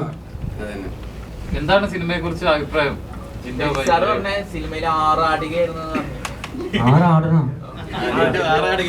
ഇവര് ചോദിച്ച ചോദ്യം, ജിൻഡോ ആർട്ടിസ്റ്റ് എന്നുള്ള നിലയിൽ സ്വപ്ന സുന്ദരിയിൽ എങ്ങനെയായിരുന്നു അഭിനയം, ജിൻഡോയുടെ അഭിനയത്തെ കുറിച്ച് പറയാം. ഞാൻ പറഞ്ഞു ബിഗ് ബോസിന് മുമ്പായതുകൊണ്ട് ആ അഭിനയം എന്ന് പറയുന്നത് റിയൽ ആയിരുന്നു. ഷിനു ശ്യാമളനും ജിൻഡോയും കൂടെയുള്ള അഭിനയം യഥാർത്ഥത്തിൽ ജിൻഡോയുടെ ആറാട്ടായിരുന്നു. എന്ന് വെച്ചാൽ നമ്മൾ തകർത്താടുന്നു എന്ന് പറയില്ലേ, ഉഗ്രൻ പെർഫോമൻസ് ആയിരുന്നു എന്ന്. അങ്ങനെയല്ലേ പറഞ്ഞു? എന്തെങ്കിലും ഞാൻ കുറച്ച് പറഞ്ഞു പറഞ്ഞില്ല, അത്രേ. ബിഗ് ബോസിന് ശേഷം എങ്ങനെയാന്ന് ചോദിച്ചാൽ പറഞ്ഞു അദ്ദേഹം വിന്നറായി കഴിയുമ്പോൾ ഒരു ഇമേജ് ഉണ്ടാകും. ആ ഇമേജ് കോൺഷ്യസ് എന്ന് പറയുന്ന സാധനത്തിൽ പലപ്പോഴും ചില കുറച്ച് റെസ്ട്രിക്ഷൻസ് ഉണ്ടാവും. ഇതാണ് ഇതിനെ കുറിച്ച് ഞാൻ കറക്റ്റ് ആയിട്ട് പറഞ്ഞത്. അപ്പൊ തെറ്റല്ലല്ലോ. ബിഗ് ബോസ് കഴിഞ്ഞിട്ട് ഞാൻ ആളെ ശരിയില്ലെന്ന് അർത്ഥമല്ലേ? അയ്യോ, കുറച്ച് കൂട്ടി, ആളിന്റെ ലെവൽ കൂടി എന്നാണ് ഞാൻ പറഞ്ഞത്. അങ്ങനെയാണോ? എന്തായാലും പൊളിച്ചിട്ടുണ്ട്. എന്താ പറയാ, ശരിക്കും പറഞ്ഞിട്ടുണ്ടെങ്കിൽ നമ്മുടെ ഫിലിപ്പ് സാറ്, പിന്നെ നമ്മുടെ നിങ്ങളെല്ലാവരും, കാരണം സത്യത്തിലേക്ക് അഭിനയിക്കാൻ അറിയാമല്ല. അപ്പൊ ഇവരൊക്കെ നമ്മളെ പിടിച്ച് അഭിനയിപ്പിച്ച് ചെയ്തൊരു പടമാണ്. കാരണം എന്നിങ്ങോട്ട് പറ്റുമെന്ന് പോലും എനിക്ക് കരുതിയില്ല. പക്ഷെ എന്നാലും ഞാൻ എനിക്ക് കഴിയുന്ന രീതിയിൽ ഞാൻ പെർഫോം ചെയ്തിട്ടുണ്ടെന്ന് എനിക്ക് തോന്നുന്നു. എന്തായാലും നല്ലൊരു വിജയമാവട്ടെ എന്ന് ഞാൻ പ്രാർത്ഥിക്കുന്നു. ഞാൻ ചോദിക്കട്ടെ ജിൻഡോ, ഞാൻ തന്നെ ചോദിക്കാമല്ലോ. ജിൻഡോ അതിനകത്ത് ഫൈറ്റ് ഉണ്ടായിരുന്നു, തകർത്ത് ചെയ്തില്ലേ? ഞങ്ങൾ ആസ്വദിച്ചു ഫൈറ്റ്. പിന്നെ നമുക്ക് നിന്റെ ഇടി വാങ്ങിച്ച ആൾക്കാർ ഇവിടെ പറഞ്ഞു നല്ല സുന്ദര ഇടികളാണ് കിട്ടിയത്. തകർത്ത സത്യം എന്റെ അടുത്ത് അറിയായിരുന്നു.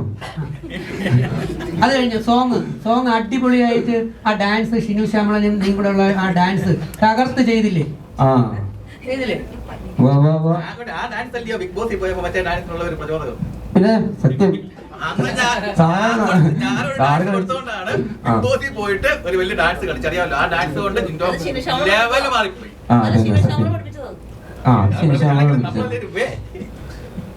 എന്തായാലും നമ്മൾക്ക് എപ്പോഴും ഓരോരുത്തർ എന്ത് കാര്യം പറഞ്ഞു തരും. ജന്മന എല്ലാവർക്കും ഓരോ വാസന ഉണ്ടാവും അല്ലേ? എന്താ പറയാ, അത് എല്ലാവർക്കും പറയേണ്ട ആവശ്യമില്ല. വീണ്ടും വീണ്ടും പറയണോ? സന്തോഷം വരുമ്പോൾ തുള്ളിച്ചാടാനും സങ്കടം വരുമ്പോൾ പൊട്ടിക്കറിയുവാനോ മുഖത്ത് സ്വേദബാധകൾ വരുത്താനുള്ള കഴിവ് മനുഷ്യന്റെ ജന്മസിദ്ധമാണ് അല്ലേ? അപ്പൊ നമ്മൾ അഭിനയൊക്കെ തന്നെ അങ്ങ് വരും, എല്ലാവർക്കും വരും. അപ്പൊ അഭിനയിക്കുന്ന അതിലൂടെ ജീവിച്ചാൽ മതി എന്ന് പറഞ്ഞ പോലെ തന്നെയാണ്. എല്ലാവർക്കും ഉണ്ട് കഴിവ്, എല്ലാവർക്കും എല്ലാ ബുദ്ധിയും കൊടുക്കട്ടെ. ഏത് ബുദ്ധി എടുത്ത് പ്രയോഗിക്കണമെന്ന് നമ്മൾ ആ സമയത്ത് തീരുമാനിച്ചാൽ മതി അല്ലേ? സാറ് എന്റെ അപ്പനാണ്. അപ്പന്റെ മേളിൽ കൈവയ്ക്കുമോ ഇല്ലയോ എന്നുള്ളത് നിങ്ങൾ സിനിമയിൽ കണ്ടാണ്. അത് തന്നെ സത്യം. അതാ ഞാൻ പറഞ്ഞത് ആറാടുകയായിരുന്നു. അപ്പനെ ഞാൻ എറിയെടുത്തു. സംഭവം നമ്മൾ ശരിക്കും പൊങ്ങയ്ക്ക് പിടിക്കുന്ന സീനൊക്കെ ഉണ്ടെന്നല്ലേ? അത് പുറത്ത് വിടാതെ എന്താ കുഴപ്പം? ഇതെല്ലാം കാണുന്ന സിനിമ നാളെ കാണാനല്ലേ? അടിക്കണ്ടോ? ആര്? ഞാൻ ചോദിച്ചതിന്റെ അർത്ഥം അപ്പനെ അടിക്കുന്ന മോനാണാടാ നീ എന്നല്ലേ അതിന്റെ അർത്ഥം? കാണുമ്പോ നോക്കൂ, അപ്പനടിക്കണ മോനാണോന്ന് വെച്ചാ അതൊരു ടിസ്റ്റ് ഉണ്ട്. ഞാൻ പറയുന്നത് അതിനും അപ്പഴത്തെ ഒരു ടിസ്റ്റ്. പിന്നെ എന്തായാലും അപ്പനും മോനും ഒട്ടും പുറകിലല്ലായിരുന്നു പല കാര്യങ്ങളിലും. അത് സിനിമയിൽ മനസ്സിലാവും. ആ ഒന്ന് പറഞ്ഞ ഉദ്ദേശം മനസ്സിലായില്ലേ? ആ പ്രണയം ഉണ്ടോന്ന്? ആ ഞാൻ പ്രേമിക്കണ പെണ്ണിൽ തന്നെ അപ്പനും പ്രേമിക്കണേ അല്ലേ? അങ്ങനെയല്ലേ? അപ്പം മഹാകോഴിയല്ലേ?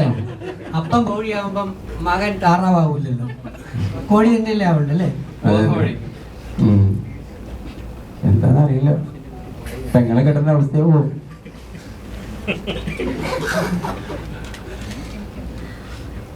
അല്ല, ഇതെല്ലാം ആ ത്രെഡുകളിലൂടെ അതിൽ വരുന്ന റിവെഞ്ച് സാധനങ്ങൾ, അതിൻ്റെ അകത്ത് വരുന്ന സംഗതികളാണ്. ഒരു കാര്യം നേരത്തെ പറഞ്ഞ മോൻ ചോദിച്ച അത് തന്നെയാണ്. ഇത് ഒരു എൻ്റർടൈൻമെൻറ്റ് ഫിലിമാണ്. അതിനകത്ത് വേറെ ലാഗില്ല, മറ്റൊരു തരത്തിലുള്ള മുഷിപ്പുകളില്ല.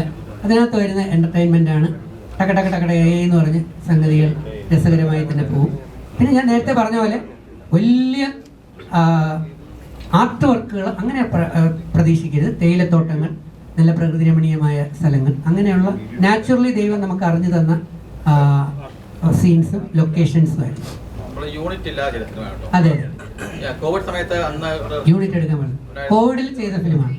അതെ, എല്ലാവരും കൂടി പിരിവിട്ട് ചെയ്ത പടമാണ് സത്യം.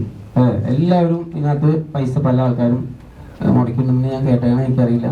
അപ്പൊ അവരെല്ലാം ഞങ്ങളെല്ലാം കൂടി ഒരു ആഗ്രഹത്തിന്റെ പുറത്ത് എനിക്ക് ഒരു ചാൻസ് തന്നിട്ടുണ്ട്, നന്ദിയുണ്ട് അപ്പോഴേ പറയാം. കാരണം വെച്ചിട്ടുണ്ടെങ്കിൽ ഇത് കൈതൊട്ട് പറയണതാണ്.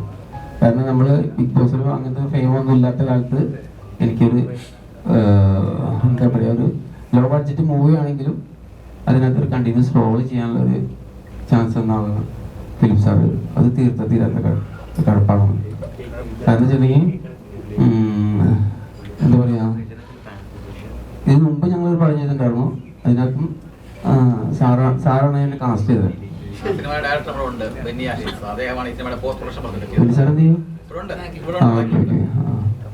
സാറിന്റെ അടുത്ത് പടം വരില്ല. ഇപ്പൊ സാറിന്റെ അടുത്ത മൂവി ഉണ്ട്. അതിപ്പോ ഞാൻ ചെയ്യുന്ന നല്ല ഉണ്ട്. ഫിലിപ്പ് സാറിന്റെ വേറൊരു മൂവി ഉണ്ട്. അത് ചെറുതൊന്നും കേട്ടോ, വലിയ ഹെവി മൂവിയാണ്. ആളിനി ഒരു പ്രൊഡ്യൂസർ വേണ്ടെന്ന് പറഞ്ഞാൽ ഞാൻ ചോദിച്ചപ്പോൾ അത് ഞാൻ പ്രൊഡ്യൂസ് ചെയ്തേക്കാണ് വേണ്ടെന്ന് പറഞ്ഞു. കാരണം അത്രയും ആള് ആ ലെവലിൽ വളർന്നു. ആള് യു കെയിലാണ്.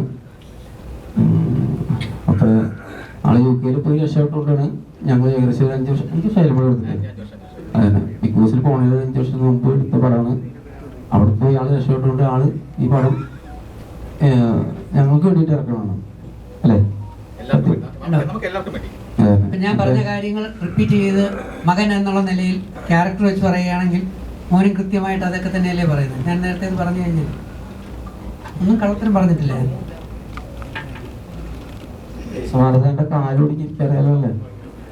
നമ്മളാ സിനിമ ഫാമിലി സർക്കസിലല്ലേ ഈ സംഭവം നടന്നത്. എന്താ ഓടിച്ചെന്ന് ചോദിച്ചോ? എന്താ പറഞ്ഞേ? എങ്ങനെ ആണോ വീട കാരണം ചോദിച്ചില്ലേ? ഭാരത് വെള്ളടിച്ചിട്ട് എനിക്ക് പോകുന്നു. സത്യം പറയാലേ? സത്യം പറയണ അത് പറയണം നീ കൃത്യത. കാരണം ഇവര് ചോദിച്ചു നീ ഈ സിനിമയുടെ പ്രൊമോഷന് വേണ്ടി പോയി ഞെട്ടിക്കൊണ്ടു. അല്ല അങ്ങനെയല്ല, ഞങ്ങൾക്ക് ഒരു ബാറിലായിരുന്നു ശരിക്കും പറഞ്ഞ. ഇത് പറഞ്ഞ ഗരുഡ ബാറിലാണ്. തൃശ്ശൂർ ബാറിലായിരുന്നു ഇതിന്റെ ഷൂട്ടായിരുന്നു. ബാറിനുള്ളിൽ ഫാമിലി സർക്കസ് ഞങ്ങൾ ഫാമിലി സർക്കസ് പടം. അപ്പൊ ഞങ്ങൾ അവിടെ ചില്ല് ചെയ്ത് അടിച്ചു പൊളിക്കുന്ന സാധനമായിരുന്നു. അപ്പൊ ഞങ്ങളൊക്കെ ശരിക്കും പറഞ്ഞ ചായ വെള്ളം കുടിച്ചു. ആള് ഒറിജിനൽ വെള്ളം കുടിച്ചു, അത്ര ഉള്ളൂ അല്ലേ? ഒറിജിനൽ വെള്ളം കുടിച്ചപ്പോ ഒറിജിനലായിട്ട് അഭിനയിക്കാൻ പറ്റി. അത് പെർഫോമൻസ് വേറെ ലെവലാണ്.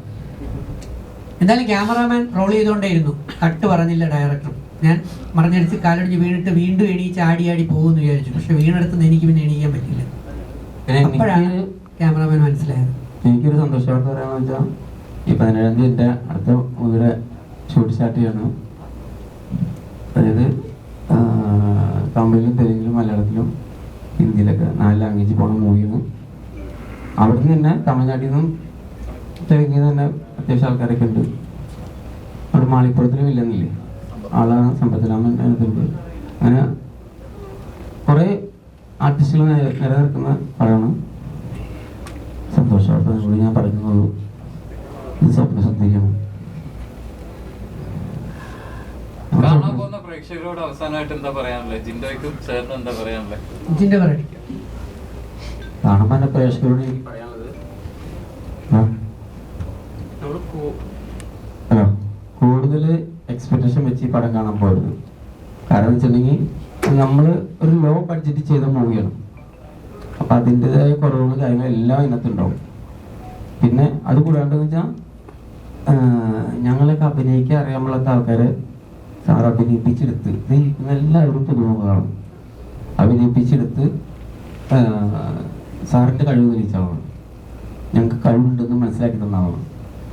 അപ്പം അതിനെ എല്ലാവരും നിങ്ങൾ പ്രോത്സാഹിപ്പിച്ച് സത്യം പറഞ്ഞാൽ ആ മൂവി നിങ്ങൾ തിയേറ്ററിൽ പോയി കാണണം. കാരണം അതിൻ്റെ എന്ത് കുറ്റവും കുറവും കാര്യങ്ങളൊക്കെ ഉണ്ടെങ്കിൽ നിങ്ങൾക്ക് പറയാം, അതിനൊന്നും കുഴപ്പമില്ല. കാരണം കുറവുണ്ടെന്ന് ഞങ്ങൾ നേരത്തെ സമ്മതിക്കുകയാണ്. പിന്നെ അപ്പം എന്തായാലും മൂവി നിങ്ങൾ കാണാം. പക്ഷെ മൂവി നല്ല മൂവിയാണ്, എന്തായാലും അതിൻ്റെ സ്റ്റോറി നല്ലതാണ്. പിന്നെ നിങ്ങൾ ചിന്തിക്കാം, ഒരു ലോ ബഡ്ജറ്റ് മൂവി ചെയ്യുമ്പോൾ അതിൻ്റെതായ ക്വാളിറ്റി അതിനുള്ളൂ. അപ്പം അത് എക്സ്പെക്ട് ചെയ്ത് നിങ്ങൾ പോവാം. ഒരു ആർട്ടിസ്റ്റ് എന്ന തലത്തിൽ ഞാൻ ചെയ്ത ആദ്യത്തെ പടമാണ് സ്വപ്നസുന്ദരി. ഇത്രയും വലിയൊരു ക്യാരക്ടർ ഇതിനു മുമ്പ് ചെയ്യാൻ ഭാഗ്യം കിട്ടിയിട്ടില്ല. അപ്പോൾ ഒരു ത്രൂ ഔട്ട് അല്ലെങ്കിൽ ഒരു സെൻട്രൽ ക്യാരക്ടർ, ശ്രദ്ധിക്കപ്പെടുന്ന ക്യാരക്ടറായിട്ടുള്ള ആദ്യത്തെ പടം തന്നെയാണ്. അതിന് ഫിലിപ്പ് സാറും ഫാൻസിയും അതിന് എന്നെ ഉപയോഗിച്ചു. അവരോട് നന്ദിയും കടപ്പാടുമുണ്ട്. ആ നന്ദിയും കടപ്പാടുമാണ് ഇന്ന് ഞാനിവിടെ ഇരിക്കുന്നത്. പ്രേക്ഷകരോട് പറയാനുള്ളത്, ഞങ്ങൾ ചെറിയ ആർട്ടിസ്റ്റുകളാണ്. ഈ സിനിമ ഒരു ചെറിയ സിനിമയാണ്. അതുപോലെ തന്നെ ഈ ഡയറക്ടർ പുതിയതായിട്ട് അദ്ദേഹത്തിൻ്റെ ആദ്യത്തെ പടമാണ്. അപ്പം കുറച്ച് കുറവുകൾ ഒരു പക്ഷേ പലർക്കും അവിടെ ഇവിടെ കണ്ടു എന്ന് വരാം. പക്ഷെ ഒരിക്കലും നിങ്ങളെ ബോറടിപ്പിക്കില്ല, നിങ്ങളെ മുഷിപ്പിക്കില്ല. നല്ല 5 പാട്ടുകൾ. ആ നല്ല 5 പാട്ടുകൾ എന്ന് പറയുമ്പോൾ തന്നെ 25 ഏകദേശം 25 മിനിറ്റോളം ആ പാട്ടുകൾ രസകരമായി തന്നെ അത് പോകുന്നുണ്ട്. വിഷ്വൽസ് ആണെങ്കിലും ആ ലെവലിൽ പോയിട്ടുണ്ട്. അപ്പം ഈ കുറവുകളെല്ലാം നിങ്ങൾ ഉൾക്കൊണ്ടുകൊണ്ട്, ചിലപ്പോൾ ചിലർക്ക് ഒരു കുറവ് അതിൽ കാണാൻ പറ്റത്തില്ലായിരിക്കും. പക്ഷെ ഞാൻ പറയുന്നു, മലയാളിയിൽ നമ്മുടെ കുറച്ച് ആൾക്കാർ കുറവുകൾ മാത്രം കണ്ടെത്തുന്നവരാണ്. അതുകൊണ്ട് കുറേ കുറവുകൾ ഉണ്ടാവും. ആ കുറവുകളെല്ലാം ഉൾക്കൊണ്ടുകൊണ്ട് ഞങ്ങളെപ്പോലെയുള്ളവരെ പ്രോത്സാഹിപ്പിക്കുക, വളർത്തുക, തളർത്തരുത്. ഞങ്ങളെപ്പോലെയുള്ളവർ, പ്രത്യേകിച്ച് എന്നെപ്പോലെയുള്ളവരെ വളർത്തുകയും സപ്പോർട്ട് ചെയ്യുകയും ഉയർത്തുകയും ചെയ്യുകയാണെങ്കിൽ അത് 100 കണക്കിന് വരുന്ന നമ്മുടെ പുറകിലുള്ള ഒരുപാട് വ്യക്തികൾക്കും കുട്ടികൾക്കും സമൂഹത്തിന് ഗുണകരമായിരിക്കും എന്ന് ഞാൻ എൻ്റെ ഇന്ന് വരെയുള്ള ജീവിതത്തിൽ തെളിയിച്ചിട്ടുണ്ട്. ഇനിയും അങ്ങനെ തന്നെയാണെന്ന് നിങ്ങൾക്ക് ഉറപ്പ് ഞാൻ നൽകുന്നു. അതിലൊരു മാറ്റവും ഉണ്ടാകത്തില്ല. എൻ്റെ വാക്ക് അത് വളരെ ഉറച്ച വാക്ക് തന്നെയാണ്, യാതൊരു സംശയമില്ല.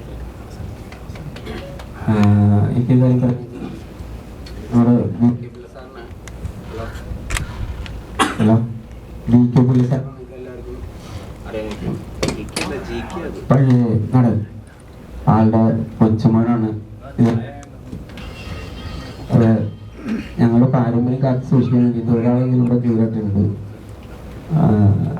ഞങ്ങളൊരു 3 ആർട്ടിസ്റ്റുകളിൽ നല്ലൊരു ആളാണ്.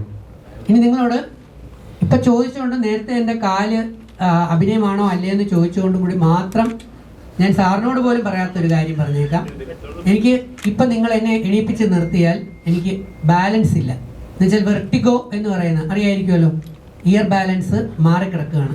കാരണം 2 ആഴ്ച കൊണ്ട് ഫേസ്ബുക്കിൽ ഞാൻ രാത്രി 12 മണിക്കാണ് കിടക്കുന്നത്. കാരണം ബിഗ് ബോസിൻ്റെ സീസൺ 7 കണ്ട് ഇങ്ങനെ വീട്ടിൽ ഫുൾ റെസ്റ്റ് ആയതുകൊണ്ട് തന്നെ അത് കാണുകയും അതിൻ്റെ വീഡിയോയും റിവ്യൂവും ഫേസ്ബുക്കിലിട്ട് അതിൻ്റെ കമൻറ്റുകൾക്കെല്ലാം ഞാൻ മറുപടി കൊടുത്ത് അങ്ങനെ ഓവറായി ഞാൻ കണ്ണ് സ്ട്രെയിൻ ചെയ്ത് രാത്രി 12 മണി കഴിഞ്ഞ് കിടക്കുകയും രാവിലെ എണീക്കുകയും ചെയ്തിട്ട് എനിക്ക് തല ആട്ടമുണ്ട്.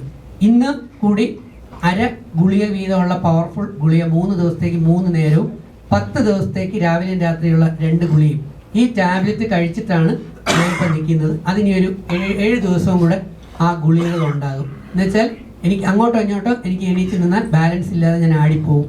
അത് ഡോക്ടർ സാക്ഷ്യപ്പെടുന്നത്. ആറ്റിങ്ങിലെ ഗോകുലത്തിലെ ഡോക്ടർ പ്രഭു എന്ന് പറയുന്ന സാറാണ് മെനഞ്ഞാന്ന് എനിക്ക് മെഡിസിൻ തന്നിട്ട് അതും കഴിച്ചുകൊണ്ടാണ് ഞാൻ ഈ പ്രോഗ്രാമിന് വന്നിരിക്കുന്നത്. അപ്പം മറിഞ്ഞ് വീണാലും ശരി സ്വപ്നസുന്ദരി തിയേറ്ററിൽ എത്തിക്കണം, അതിനെക്കുറിച്ച് 2 വാക്ക് പറയണമെന്നുള്ളത് അത് എൻ്റെ അമ്മ എന്നെ പഠിപ്പിച്ച എൻ്റെ ഇതായിട്ടുള്ള നന്ദിയും കടപ്പാടും എന്നുള്ളത് കൊണ്ടാണ്.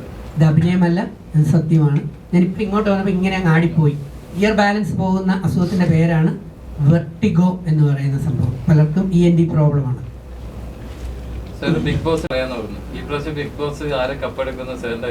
ബിഗ് ബോസിനെ കുറിച്ച് ആര് കപ്പെടുക്കുമെന്ന് ഒരിക്കലും പ്രവചിക്കാൻ പറ്റാത്ത ഒരു സീസണാണ് സീസൺ 7 എന്ന് ഞാൻ മനസ്സിലാക്കി. ഇപ്പം ജിൻഡോയുടെ സീസണാണ് കഴിഞ്ഞ സീസൺ. ആ സീസണിൽ ജിൻഡോ കപ്പ് തൂക്കും എന്ന് നിങ്ങൾക്ക് പലർക്കും അറിയാം. നിങ്ങൾ പലരും അറിഞ്ഞിട്ടില്ലാത്തൊരു സത്യമുണ്ട്. ജിൻഡോ പോകുന്നതിന് മുമ്പ് 4 വട്ടമാണ് എൻ്റെ അടുത്ത് അല്ലെങ്കിൽ എൻ്റെ അടുത്ത് കാര്യങ്ങൾ മനസ്സിലാക്കാനായിട്ട് സമീപിച്ചതും സംസാരിച്ചതും. ഇതുവരെയും അത് അദ്ദേഹം പുറത്തു വിട്ടിട്ടില്ല. ഞാൻ ഈ പറയുന്നു, ഇപ്പം ഞാൻ തുറന്നു തന്നെ പറയുന്നു, അക്കൂട്ടത്തിൽ ട്രെയിനിങ് കിട്ടിയ മറ്റൊരാളുമായിരുന്നു വിനു. ഇപ്പം PR എന്ന് പറഞ്ഞിരിക്കുന്ന വിനു കഴിഞ്ഞ 3-4 വർഷം കൊണ്ട് എല്ലാ ബിഗ് ബോസിന് മുമ്പും അല്ലെങ്കിൽ ബിഗ് ബോസുകളിലൂടെ ഞാനുമായി ബന്ധപ്പെട്ട എൻ്റെ വാട്സാപ്പിലുള്ള ആളാണ് വിനു. വിനുവിനും അതറിയാം. ഞാൻ ഇതുവരെയ്ക്കും ആരോടും പറയാത്ത ഒരു സംഗതിയാണ്. അപ്പോൾ കൃത്യമായിട്ട് ഈ സീസണിൽ ആര് വിജയിക്കും എന്ന് പറയാൻ കഴിയില്ല. കഴിഞ്ഞ സീസണിൽ ഇദ്ദേഹം വിജയിക്കുമെന്ന് അറിയാം. ഞാൻ ജിൻഡോയ്ക്ക് വേണ്ടി ഒരുപാട് ഇന്റർവ്യൂകൾ നിങ്ങൾക്ക് തന്നിട്ടുണ്ട്, വീഡിയോ ഇട്ടിട്ടുണ്ടെന്നുള്ള കാര്യം നിങ്ങൾക്ക് പലർക്കും അറിയാം അല്ലേ മോനെ? ശരിയല്ലേ? തലേ ആട്ടാതിരുന്നാൽ നീയൊക്കെ മോനെ നീ വിളിച്ചാൽ ഞാൻ വന്നെന്ന് വരൂല കേട്ടോ. ഒരു അവസരത്തിൽ മിണ്ടാതെ സൈലന്റ് ആക്കിയിട്ട് എന്നെ കള്ളനാക്കരുത്. അല്ല, അതുകൊണ്ട് മാത്രമല്ല, പ്രചോദനം കൊടുത്ത് കോച്ചിങ്ങും ട്രെയിനിങ്ങും കിട്ടി പോയി നമ്മൾ അതിനകത്ത് പോയാലും അവിടെ കാര്യങ്ങൾ കാണിക്കാതെ എങ്ങനെയാണ് ജനങ്ങൾ ഇഷ്ടപ്പെടുക? അവിടെ കാണിക്കാനുള്ള കാര്യങ്ങളൊക്കെ കാണിക്കണ്ടേ അല്ലേ? നമ്മൾ പരീക്ഷയ്ക്ക് പഠിപ്പിച്ചു തരാനല്ലേ പറ്റത്തുള്ളൂ. പരീക്ഷ ഹാളിൽ കയറി പരീക്ഷ എഴുതേണ്ടതാരാണ്? മോൻ തന്നെയല്ലേ?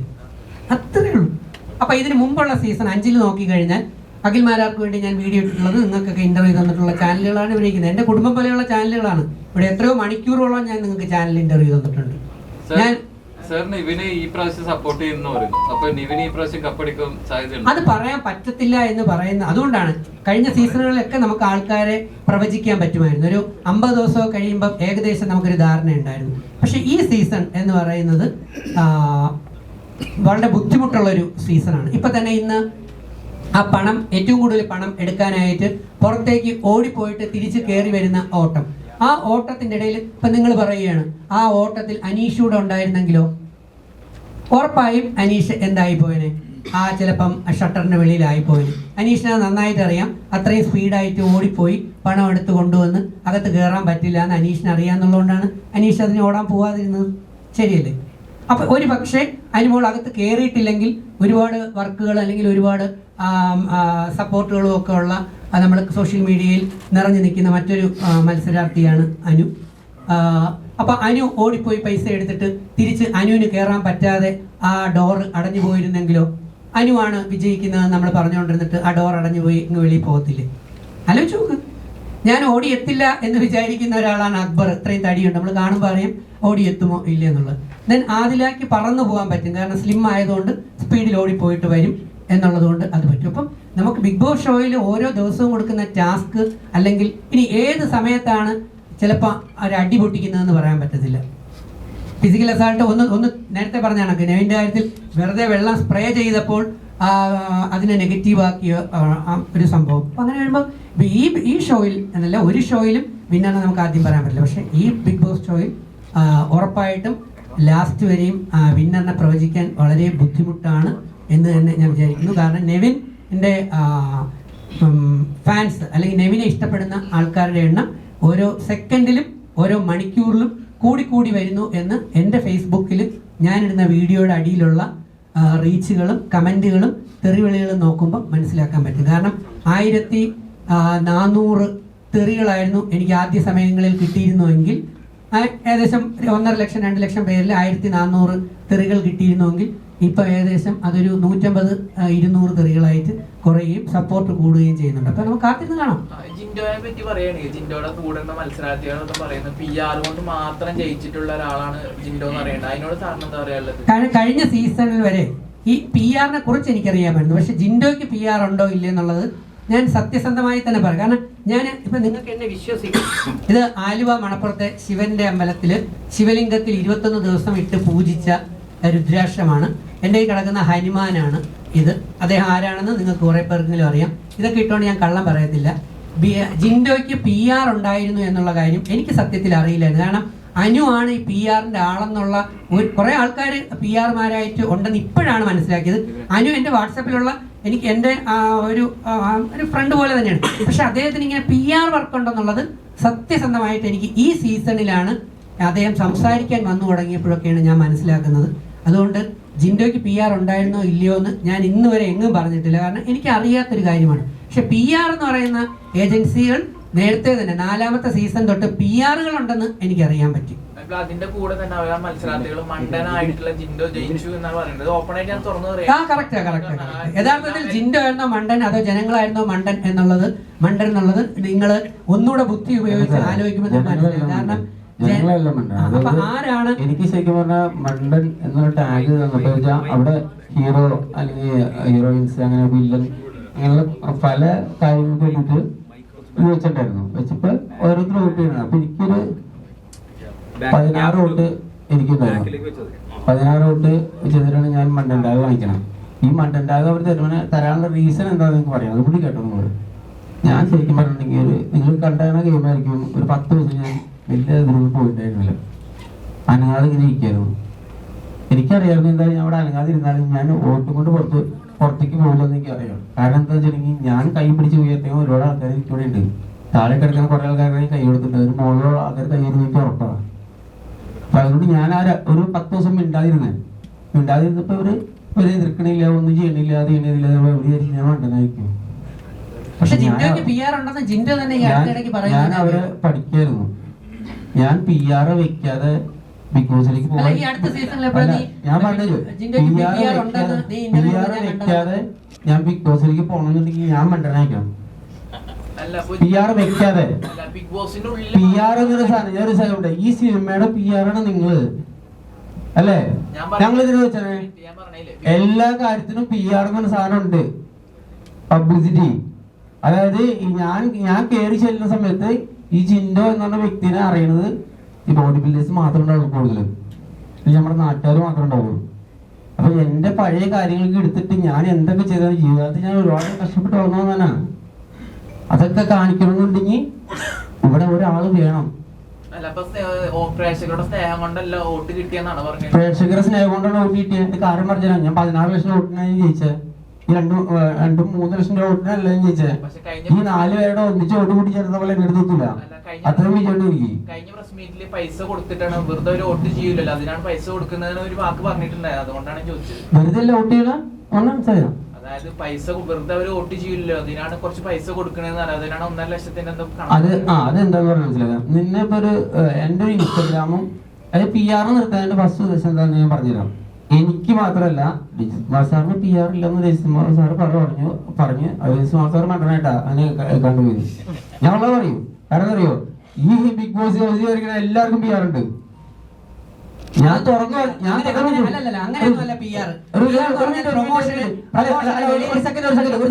വെളിയിൽ ആളിനെ ഇടപാടാക്കിയിട്ട് പോകുന്ന നമ്മൾ അവിടെ പോയി എന്തെങ്കിലും കാണിച്ചാൽ അതിനെ ഒരു വമ്പനാക്കി മാറ്റിയിട്ട് അതിൽ കുറെ BGM ഒക്കെ കയറ്റിയിട്ടിട്ട് നമ്മളൊരു വമ്പൻ താരമാണെന്ന് കാണിപ്പിക്കുന്ന രീതിയിൽ കളിപ്പിക്കുന്ന പാർട്ടികൾക്ക് നമ്മൾ സ്പെഷ്യലായിട്ട് ട്രീറ്റ് ഒക്കെ ചെയ്തിട്ട് പോകുന്ന പാർട്ടികളാണ് PR എന്ന് പറയുന്നത്. രജിത് കുമാർ സാറിന്റെ സീസണിൽ PR എന്ന് പറയുന്ന ഒരു സാധനം ഒന്നും ആർക്കും ഇല്ല. ഈ ഇരിക്കുന്ന മീഡിയാസ് മൊത്തം എന്റെ റീലും കാര്യങ്ങളും ഇട്ടുണ്ട്. ഞാൻ ബിഗ് ബോസിലായിരുന്ന സമയത്ത് നിങ്ങൾക്ക് പൈസ ഉണ്ടായിരുന്നോ? അല്ല, അതിന് ഞങ്ങൾക്ക് റവന്യൂ കിട്ടുന്നുണ്ട്. അല്ല, ഒരു സെക്കൻഡ് വീട്ടെ, നിങ്ങൾ റവന്യൂ കിട്ടുന്നത് എന്തുകൊണ്ട് എന്റെ സാധനം എടുത്തിട്ട് എന്റെ സാധനം എടുത്തിട്ട് ആൾക്കാരുടെ കൂടുതൽ തോന്നുന്നത് എന്റെ അഭിപ്രായം പറയാണ്. എന്തുകൊണ്ട് എടുത്തിട്ട് ഞാൻ അവിടെ ഗെയിം കളിച്ചോണ്ട് അത് PR ഒന്നുകൊണ്ടാ. നിങ്ങൾക്ക് PR ഒന്നുമല്ല കാശ് തന്നാ. അല്ല, ജിൻഡോ പറഞ്ഞ കാര്യം തന്നെയാണ് ഞാൻ ചോദിച്ചത്. അതായത് പറഞ്ഞ മനസ്സിലായ സുഹൃത്ത്, അതായത് ഇപ്പൊ എന്റെ ഇൻസ്റ്റാഗ്രാമും ഫേസ്ബുക്കും നമ്മൾ നോക്കാനായിട്ട് ഒരാളെ ഏൽപ്പിക്കാന്ന് വെച്ചാൽ എക്സാമ്പിൾ നമ്മളൊരാളെ ഏൽപ്പിക്കുകയാണെങ്കിൽ ആൾക്ക് നമ്മളിപ്പോ ഞാൻ ഇവിടെ ഉണ്ടായാലും എന്റെ ഇൻസ്റ്റാഗ്രാം ഫേസ്ബുക്ക് അല്ലെങ്കിൽ എന്റെ സോഷ്യൽ മീഡിയ നമ്മൾ ഹാൻഡിൽ ചെയ്യാൻ നമ്മളൊരാളെ ഏൽപ്പിക്കില്ലേ, ഒരു കമ്പനി ഏൽപ്പിക്കില്ലേ? ആ കമ്പനി ഏൽപ്പിക്കുമ്പോ നമ്മൾ അവർക്ക് പൈസ കൊടുക്കണ്ടേ? ഈ പറഞ്ഞ സോഷ്യൽ മീഡിയ ഫേസ്ബുക്കും ഇൻസ്റ്റാഗ്രാമും എനിക്കും ഉണ്ടായിരുന്നു. ഞാൻ പക്ഷെ അങ്ങനെ ഒരു കമ്പനി കൊടുത്തില്ല. എനിക്ക് PR ഉണ്ടായിരുന്നു. അതേ പറഞ്ഞ കറക്റ്റ് ആണ്. ആരെന്നറിയോ, ജനങ്ങൾ തന്നെയാണ് എന്റെ PR ആയിട്ട് പ്രവർത്തിച്ചത്. മൊത്തം ജനങ്ങൾ. പക്ഷെ എന്റെ ഫേസ്ബുക്കോ എന്റെ സോഷ്യൽ മീഡിയ അക്കൗണ്ടോ ഞാനൊരു പ്രത്യേക ഏജൻസിക്ക് കൊടുത്തിട്ട് അവരെല്ലാം ഇത് അത്രയും ചെയ്യുമെന്ന് പറഞ്ഞ് ഞാൻ ഏൽപ്പിച്ചിട്ടില്ല. കാരണം അവിടെ വെളിയിൽ പറഞ്ഞിട്ട് ചെന്നാൽ പോലും നമ്മളെ അത് ശിക്ഷിക്കുക അല്ലെങ്കിൽ ഭയങ്കരമായിട്ട് വഴക്ക് പറയുന്നതാണ്. ഞാൻ അത് അനുഭവിച്ചിട്ട് പോയത്. ഞാൻ കോളേജിൽ അധ്യാപകനായിരുന്ന ഞാൻ ലീവ് കൊടുക്കുമ്പോൾ എനിക്ക് പറയണം എന്തുകൊണ്ടെന്ന്. ഞാൻ എൻ്റെ കൂടെയുള്ള സാറുമാരോട് പറഞ്ഞിട്ട് പോയത് എങ്ങനെയോ അറിഞ്ഞ ഏഷ്യാനെറ്റിൻ്റെ അതിൻ്റെ അധികാരികൾ ഞാൻ ചെന്ന് കയറുന്നതിന് തൊട്ട് മുമ്പ് എന്നെ വഴക്ക് പറഞ്ഞിട്ടാണ് വന്നത്. നിങ്ങൾ പുറത്ത് പറഞ്ഞിട്ടാണോ വന്നത്? എനിക്ക് എൻ്റെ കൂടെയുള്ള സ്റ്റാഫുകൾക്ക് പറഞ്ഞിട്ടല്ലേ എനിക്ക് ലീവ് കിട്ടത്തുള്ളൂ. അങ്ങനെയല്ലേ വരാൻ പറ്റൂ. അല്ലാതെ എൻ്റെ സോഷ്യൽ മീഡിയ അക്കൗണ്ടൊന്നും ഇന്ന് വരെ ആരും ഹാൻഡിൽ ചെയ്തില്ല. ഞാൻ തന്നെയാണ് ഹാൻഡിൽ ചെയ്തത്. നമ്മൾ ബിഗ് ബോസ് കയറണം പറഞ്ഞ് നമ്മൾ ഇന്റർവ്യൂ കൊടുക്കാൻ പറഞ്ഞിട്ടുണ്ടായിരുന്നു. ഞാൻ ഇവിടെ 4 കാലം ഇന്റർവ്യൂ എടുത്തിട്ട് പോയാ ഞാൻ കപ്പടിച്ചിട്ട് വരുന്നു. എനിക്ക് അത്ര കോൺഫിഡൻസ് ഉണ്ടായിരുന്നു. കാരണം 3 വർഷം തമിഴ്, തെലുങ്ക്, മലയാളം തെലുങ്കല്ല, തമിഴ്, ഹിന്ദി, മലയാളം ഞാൻ ലൈവ് കണ്ട് അതിനുവേണ്ടി ഡെഡിക്കേഷൻ ചെയ്ത് ഇരുന്നിട്ട് എല്ലാം ചെയ്ത് കഴിഞ്ഞപ്പോൾ എനിക്കറിയാം ഈ ആൾക്കാർ ഈ ഇതാൻ നിൽക്കുന്ന ആൾക്കാരൊക്കെ വിൻ ചെയ്യണം ഓടുന്ന ആൾക്കാണ്. കാരണം ഇപ്പം നമ്മുടെ സീസണിൽ ഒരു കുട്ടി ഔട്ടായിരുന്നു. പിന്നെ വേറെ മുൻഷീനെ വിളിക്കുന്ന പുള്ളിക്കാരൻ്റെ ആ പുള്ളിനൊന്നും ശരിക്കും പറഞ്ഞാൽ ആരും അറിയാത്തൊരവസ്ഥയായി പോയി. അതായത് മനുഷ്യനെ അവിടെ നിൽക്കുന്ന ആൾക്കാർ ജനങ്ങൾ അറിഞ്ഞാലാണ് ആ പുള്ളിയെ കുറിച്ചുള്ള കാര്യങ്ങൾ അറിഞ്ഞെന്ന് അവർ വോട്ട് ചെയ്യുന്നത്. അല്ല ഇപ്പോഴത്തെ നെവിനെ അറിഞ്ഞുകൂടായിരുന്നു, എനിക്ക് മിക്കവരെയും നമുക്ക് അറിയില്ല. അപ്പൊ നമ്മള് ഒരാളെ വെച്ചാൽ ഇനി ബിഗ് ബോസിൽ കയറുന്ന ആൾക്കാരുടെ ഞാൻ പറയണത് നിങ്ങൾ നല്ല PR വെച്ചിട്ടേ കയറുള്ളൂ. PR ഇല്ലാണ്ട് ജയിക്കാൻ പറ്റില്ല എന്നല്ല, നിങ്ങൾ അവിടെ കളിച്ചാൽ ജയിക്കും. PR ഉണ്ടെങ്കിൽ ജയിക്കുന്നതല്ല. PR ഇല്ലെങ്കിൽ നിങ്ങൾ നേരത്തെ പുറത്തു. അതാ പറഞ്ഞ PR ഇല്ലെങ്കിൽ നിങ്ങൾ നേരത്തെ പോരും പുറത്ത്. PR ഉണ്ടെങ്കിൽ നിങ്ങൾ വെച്ചാൽ നിങ്ങൾ ഒരു എക്സാമ്പിൾ പറഞ്ഞിട്ടുണ്ടെങ്കിൽ നിങ്ങൾ കാണുന്ന ടെലികാസ്റ്റ് ചെയ്യുന്ന സാധനം നിങ്ങൾ കാണുന്നത് ഈ 24 hours കാണുന്ന സാധനമാണ്. നിങ്ങൾ ഈ കുറച്ച് കട്ട് ചെയ്തിട്ട് ഒരു മണിക്കൂർ നിങ്ങൾ കാണിക്കുന്നത്. ബാക്കിയുള്ള സാധനം, അതായത് ബാക്കിയുള്ള നല്ല കാര്യങ്ങളോ ചീത്ത കാര്യങ്ങളോ എടുത്തിടണമെന്നുണ്ടെങ്കിൽ ഇവിടെ PR വേണം. നിങ്ങൾ അറിയണ്ടാവും. ലാസ്റ്റ് സമയത്ത് ഞാൻ കളിച്ചേക്കണ ഒരു 3 ആഴ്ചയോളം എന്റെ കണ്ടന്റ് ഒന്നും ഒരിക്കലും മെയിൻ ചാനലിൽ വന്നിട്ടുണ്ടായിരുന്നില്ല. അല്ലേ? ശരിയല്ലേ? നിങ്ങൾക്ക് ഓർമ്മയില്ലേ? അപ്പൊ അത് നിങ്ങളെ അറിയിക്കണമെന്നുണ്ടെങ്കിൽ അതിനാണ് എടുത്തിടണം. പക്ഷെ എന്നെ സംബന്ധിച്ച് PR എന്ന് പറയുന്നത് ഒരു അധർമ്മമാണ്. മീൻസ് ഇങ്ങനെ നേരത്തെ പറഞ്ഞ പോലെ നമ്മുടെ സ്വന്തം സോഷ്യൽ മീഡിയ കൊണ്ട് വെളിയിലുള്ള ഏജൻസികൾക്ക് പൈസ കൊടുത്തിട്ട് അവർ നമ്മളെ പ്രൊമോട്ട് ചെയ്ത് ചെയ്യിപ്പിക്കാൻ വേണ്ടി ലക്ഷങ്ങൾ ചെലവാക്കിയിട്ട് ചില ആർട്ടിസ്റ്റുകൾ ഈ ബിഗ് ബോസ് ഷോയ്ക്കകത്തേക്ക് പോകുമ്പോൾ ചെയ്യാതെ വരുന്ന ആർട്ടിസ്റ്റുകളോട് ഇതൊന്നും ചെയ്യാതെ വരുന്ന ആർട്ടിസ്റ്റുകളോട് ചെയ്യുന്ന നീതികേടാണ്. ആ മത്സരാർത്ഥികളോട് ചെയ്യുന്ന നീതികേടാണ്. അഭിനയിച്ചിട്ടാണ് ഇതുവരെ എത്തിയിട്ടുള്ളതാണ് ഞാൻ വിശ്വസിക്കുന്നത്. ഞാനും ലാലേട്ടനെ അഭിനയിക്കാണ്ട് എത്തിയിട്ടില്ല. പക്ഷെ ആളുടെ PR ലാലേട്ടനെ അഭിനയിക്കാനേ അറിയൂ. മനസ്സിലായ? ലാലേട്ടനെ അഭിനയിക്കാനേ അറിയൂ. അത് കറക്റ്റ് നീ പറഞ്ഞ. പക്ഷെ ലാലേട്ടന്റെ കാര്യങ്ങള് അതായത് ഓരോ ഇതായിട്ട് ലാലേട്ടന്റെ ആ എന്താ പറയാ അനുപരിപാടിന്റെ കീഴിൽ നിന്നിട്ടാണ് പ്രൊമോഷൻസ് പോയിക്കണത്. ആ പ്രൊമോഷൻസ് പോയിക്കണത് എന്താ പറഞ്ഞാൽ എല്ലാവർക്കും, മമ്മൂട്ടിയായാലും മോഹൻലാലായാലും ആരായാലും സുരേഷ് ഗോപിയായാലും എല്ലാവർക്കും PR ഉണ്ട്. ഇല്ലേ? സിനിമയ്ക്കും സീരിയലിനോ മറ്റൊക്കെ പ്രൊമോഷന് PR വർക്ക് എന്ന് പറഞ്ഞാൽ പ്രൊമോഷൻ വർക്ക് വേണം. പക്ഷേ ഇതുപോലെയുള്ള 50 ലക്ഷത്തിന്റെ മത്സരങ്ങൾക്ക് അതിനകത്ത് ചില ആൾക്കാർ പ്രൊമോഷൻ വർക്കുമായിട്ട് വെളിയിൽ പേ ചെയ്ത് കുറെ ഏജൻസി ആൾക്കാരെ ഏൽപ്പിച്ചിട്ട് പോയും മറ്റു കുറെ പേർ ഒന്നും ചെയ്യാതെ ആത്മാർത്ഥമായിട്ട് കളിക്കാൻ വരുമ്പോൾ ഈ ആത്മാർത്ഥമായിട്ട് PR ഏജൻസി ഇല്ലാതെ വന്ന ആ വ്യക്തികൾ അന്യായമായി പുറത്തായി പോകുന്നത് ഒരു അധർമ്മം തന്നെയാണ്. അവരോട് നീതി പുലർത്തണം. അതുകൊണ്ട് PR വർക്കുകൾ ഏജൻസിക്ക് ഏൽപ്പിച്ചിട്ട് അല്ലെങ്കിൽ അങ്ങനെ കളിക്കാൻ വരുന്നവരെ ഒന്നുകിൽ ഡിസ്ക്വാളിഫൈ ചെയ്യണം, അല്ലെങ്കിൽ അതിനുള്ള നടപടി എന്തെങ്കിലും ബിഗ് ബോസ് അധികാരിയുടെ കയ്യിൽ നിന്ന് അവർക്ക് ഈസി ആയിട്ട് മനസ്സിലാക്കാന്നുള്ളതേ ഉള്ളൂ. അല്ലാതെ ജനങ്ങൾ PR ആയിക്കോട്ടെ, അതിൽ കുഴപ്പമില്ല. പക്ഷെ ഇത് ഇനി ചുമ്മാ കുറെ പേര് ഇങ്ങനെ ഏജൻസി കൊടുത്തിട്ട് വരുന്നു, അത് തെറ്റാണ്. ഒരിക്കലും അത് പാടില്ല. ബേസിക്കലി അതായത് അതിന് വരെ PR ഉണ്ട്.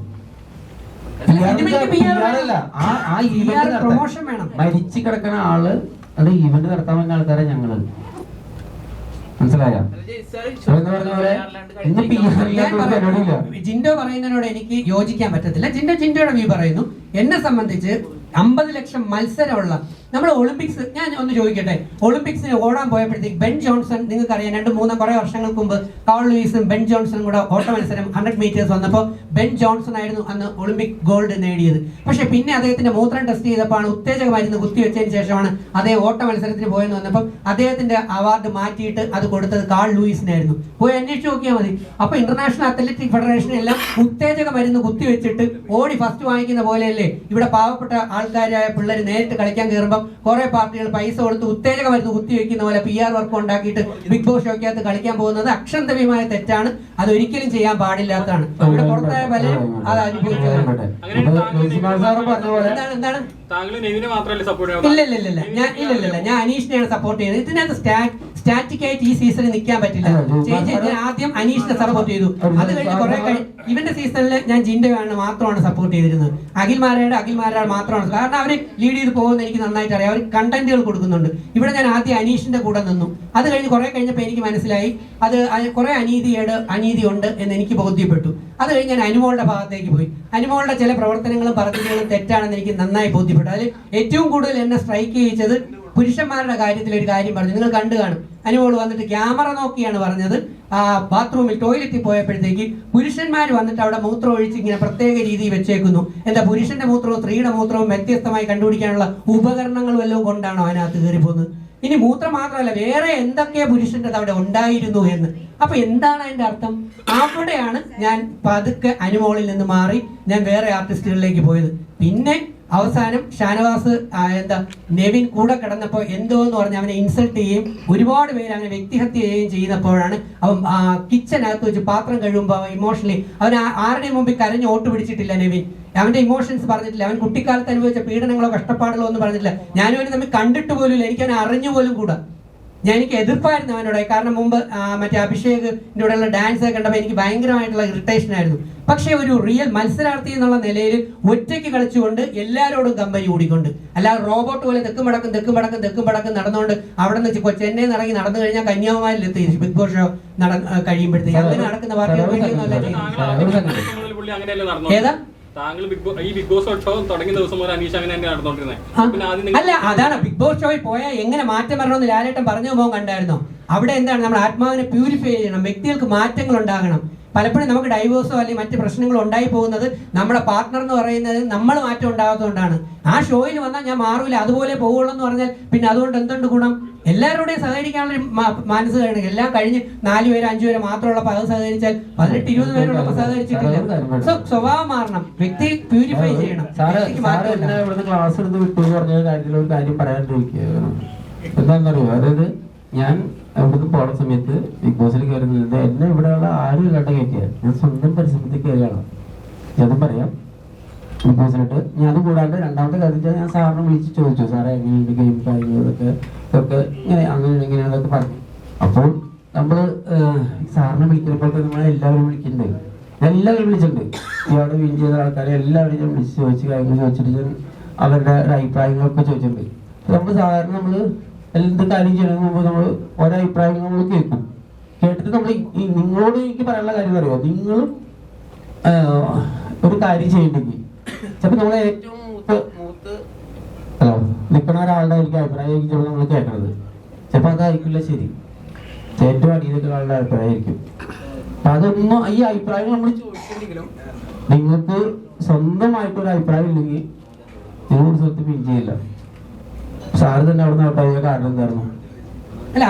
സ്വന്തമായിട്ടുള്ള കാര്യം ഞാൻ സാറിന് പറയട്ടെ, സ്വന്തമായിട്ടുള്ള കാര്യം ചെയ്യാനുള്ള കഴിവ് സാറിന് ഉണ്ടായിരുന്നില്ല.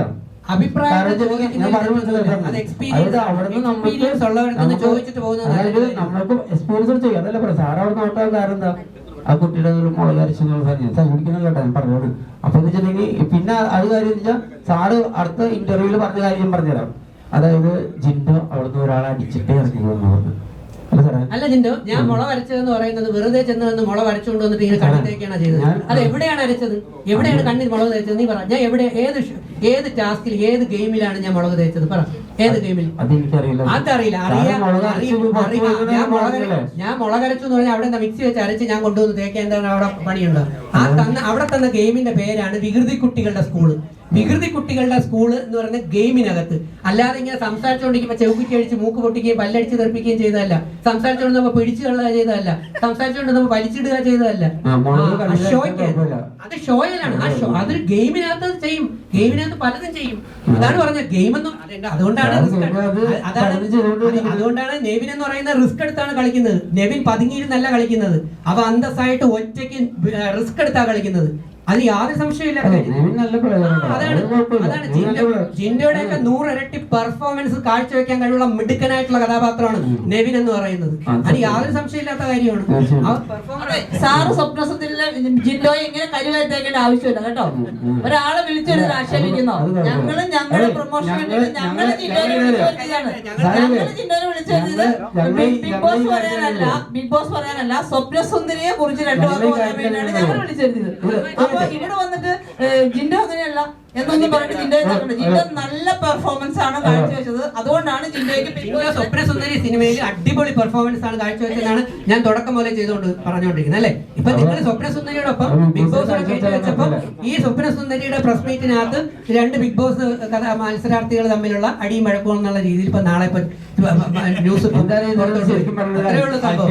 ജിൻഡോയുടെ കളികൾ കളിച്ചു, ഞാൻ എന്റേതായിട്ടുള്ള കളികൾ കളിച്ചു. ഓരോരുത്തരും പ്രത്യേകം അവരുടേതായ സ്ട്രാറ്റജി ഉപയോഗിച്ച് കളിച്ചുകൊണ്ട് മുമ്പോട്ട് പോകും.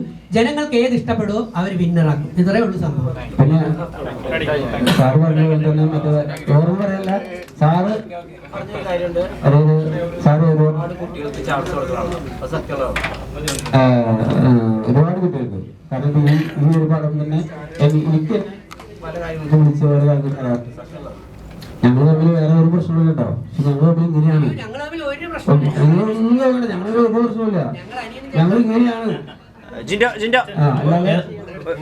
അല്ലാതെ ഒരു പ്രശ്നമില്ല. ജിൻഡോ ഈ സീസണിൽ ജിൻഡോ അപ്പൊ ആരെയാണ് സപ്പോർട്ട് ചെയ്യുന്നത്? ഈ സീസൺ തുടരെ കാണുന്നുണ്ടോ? ഞാൻ കാണാറുണ്ട്, അത് എല്ലാം കാണാറില്ല. പക്ഷെ കൂടുതൽ ലൈവ് കാണാറ്. ലൈവ് 24 കാണും, അല്ലെങ്കിൽ അങ്ങനെയുള്ള കാര്യങ്ങൾ കൂടുതൽ കാണാറ്.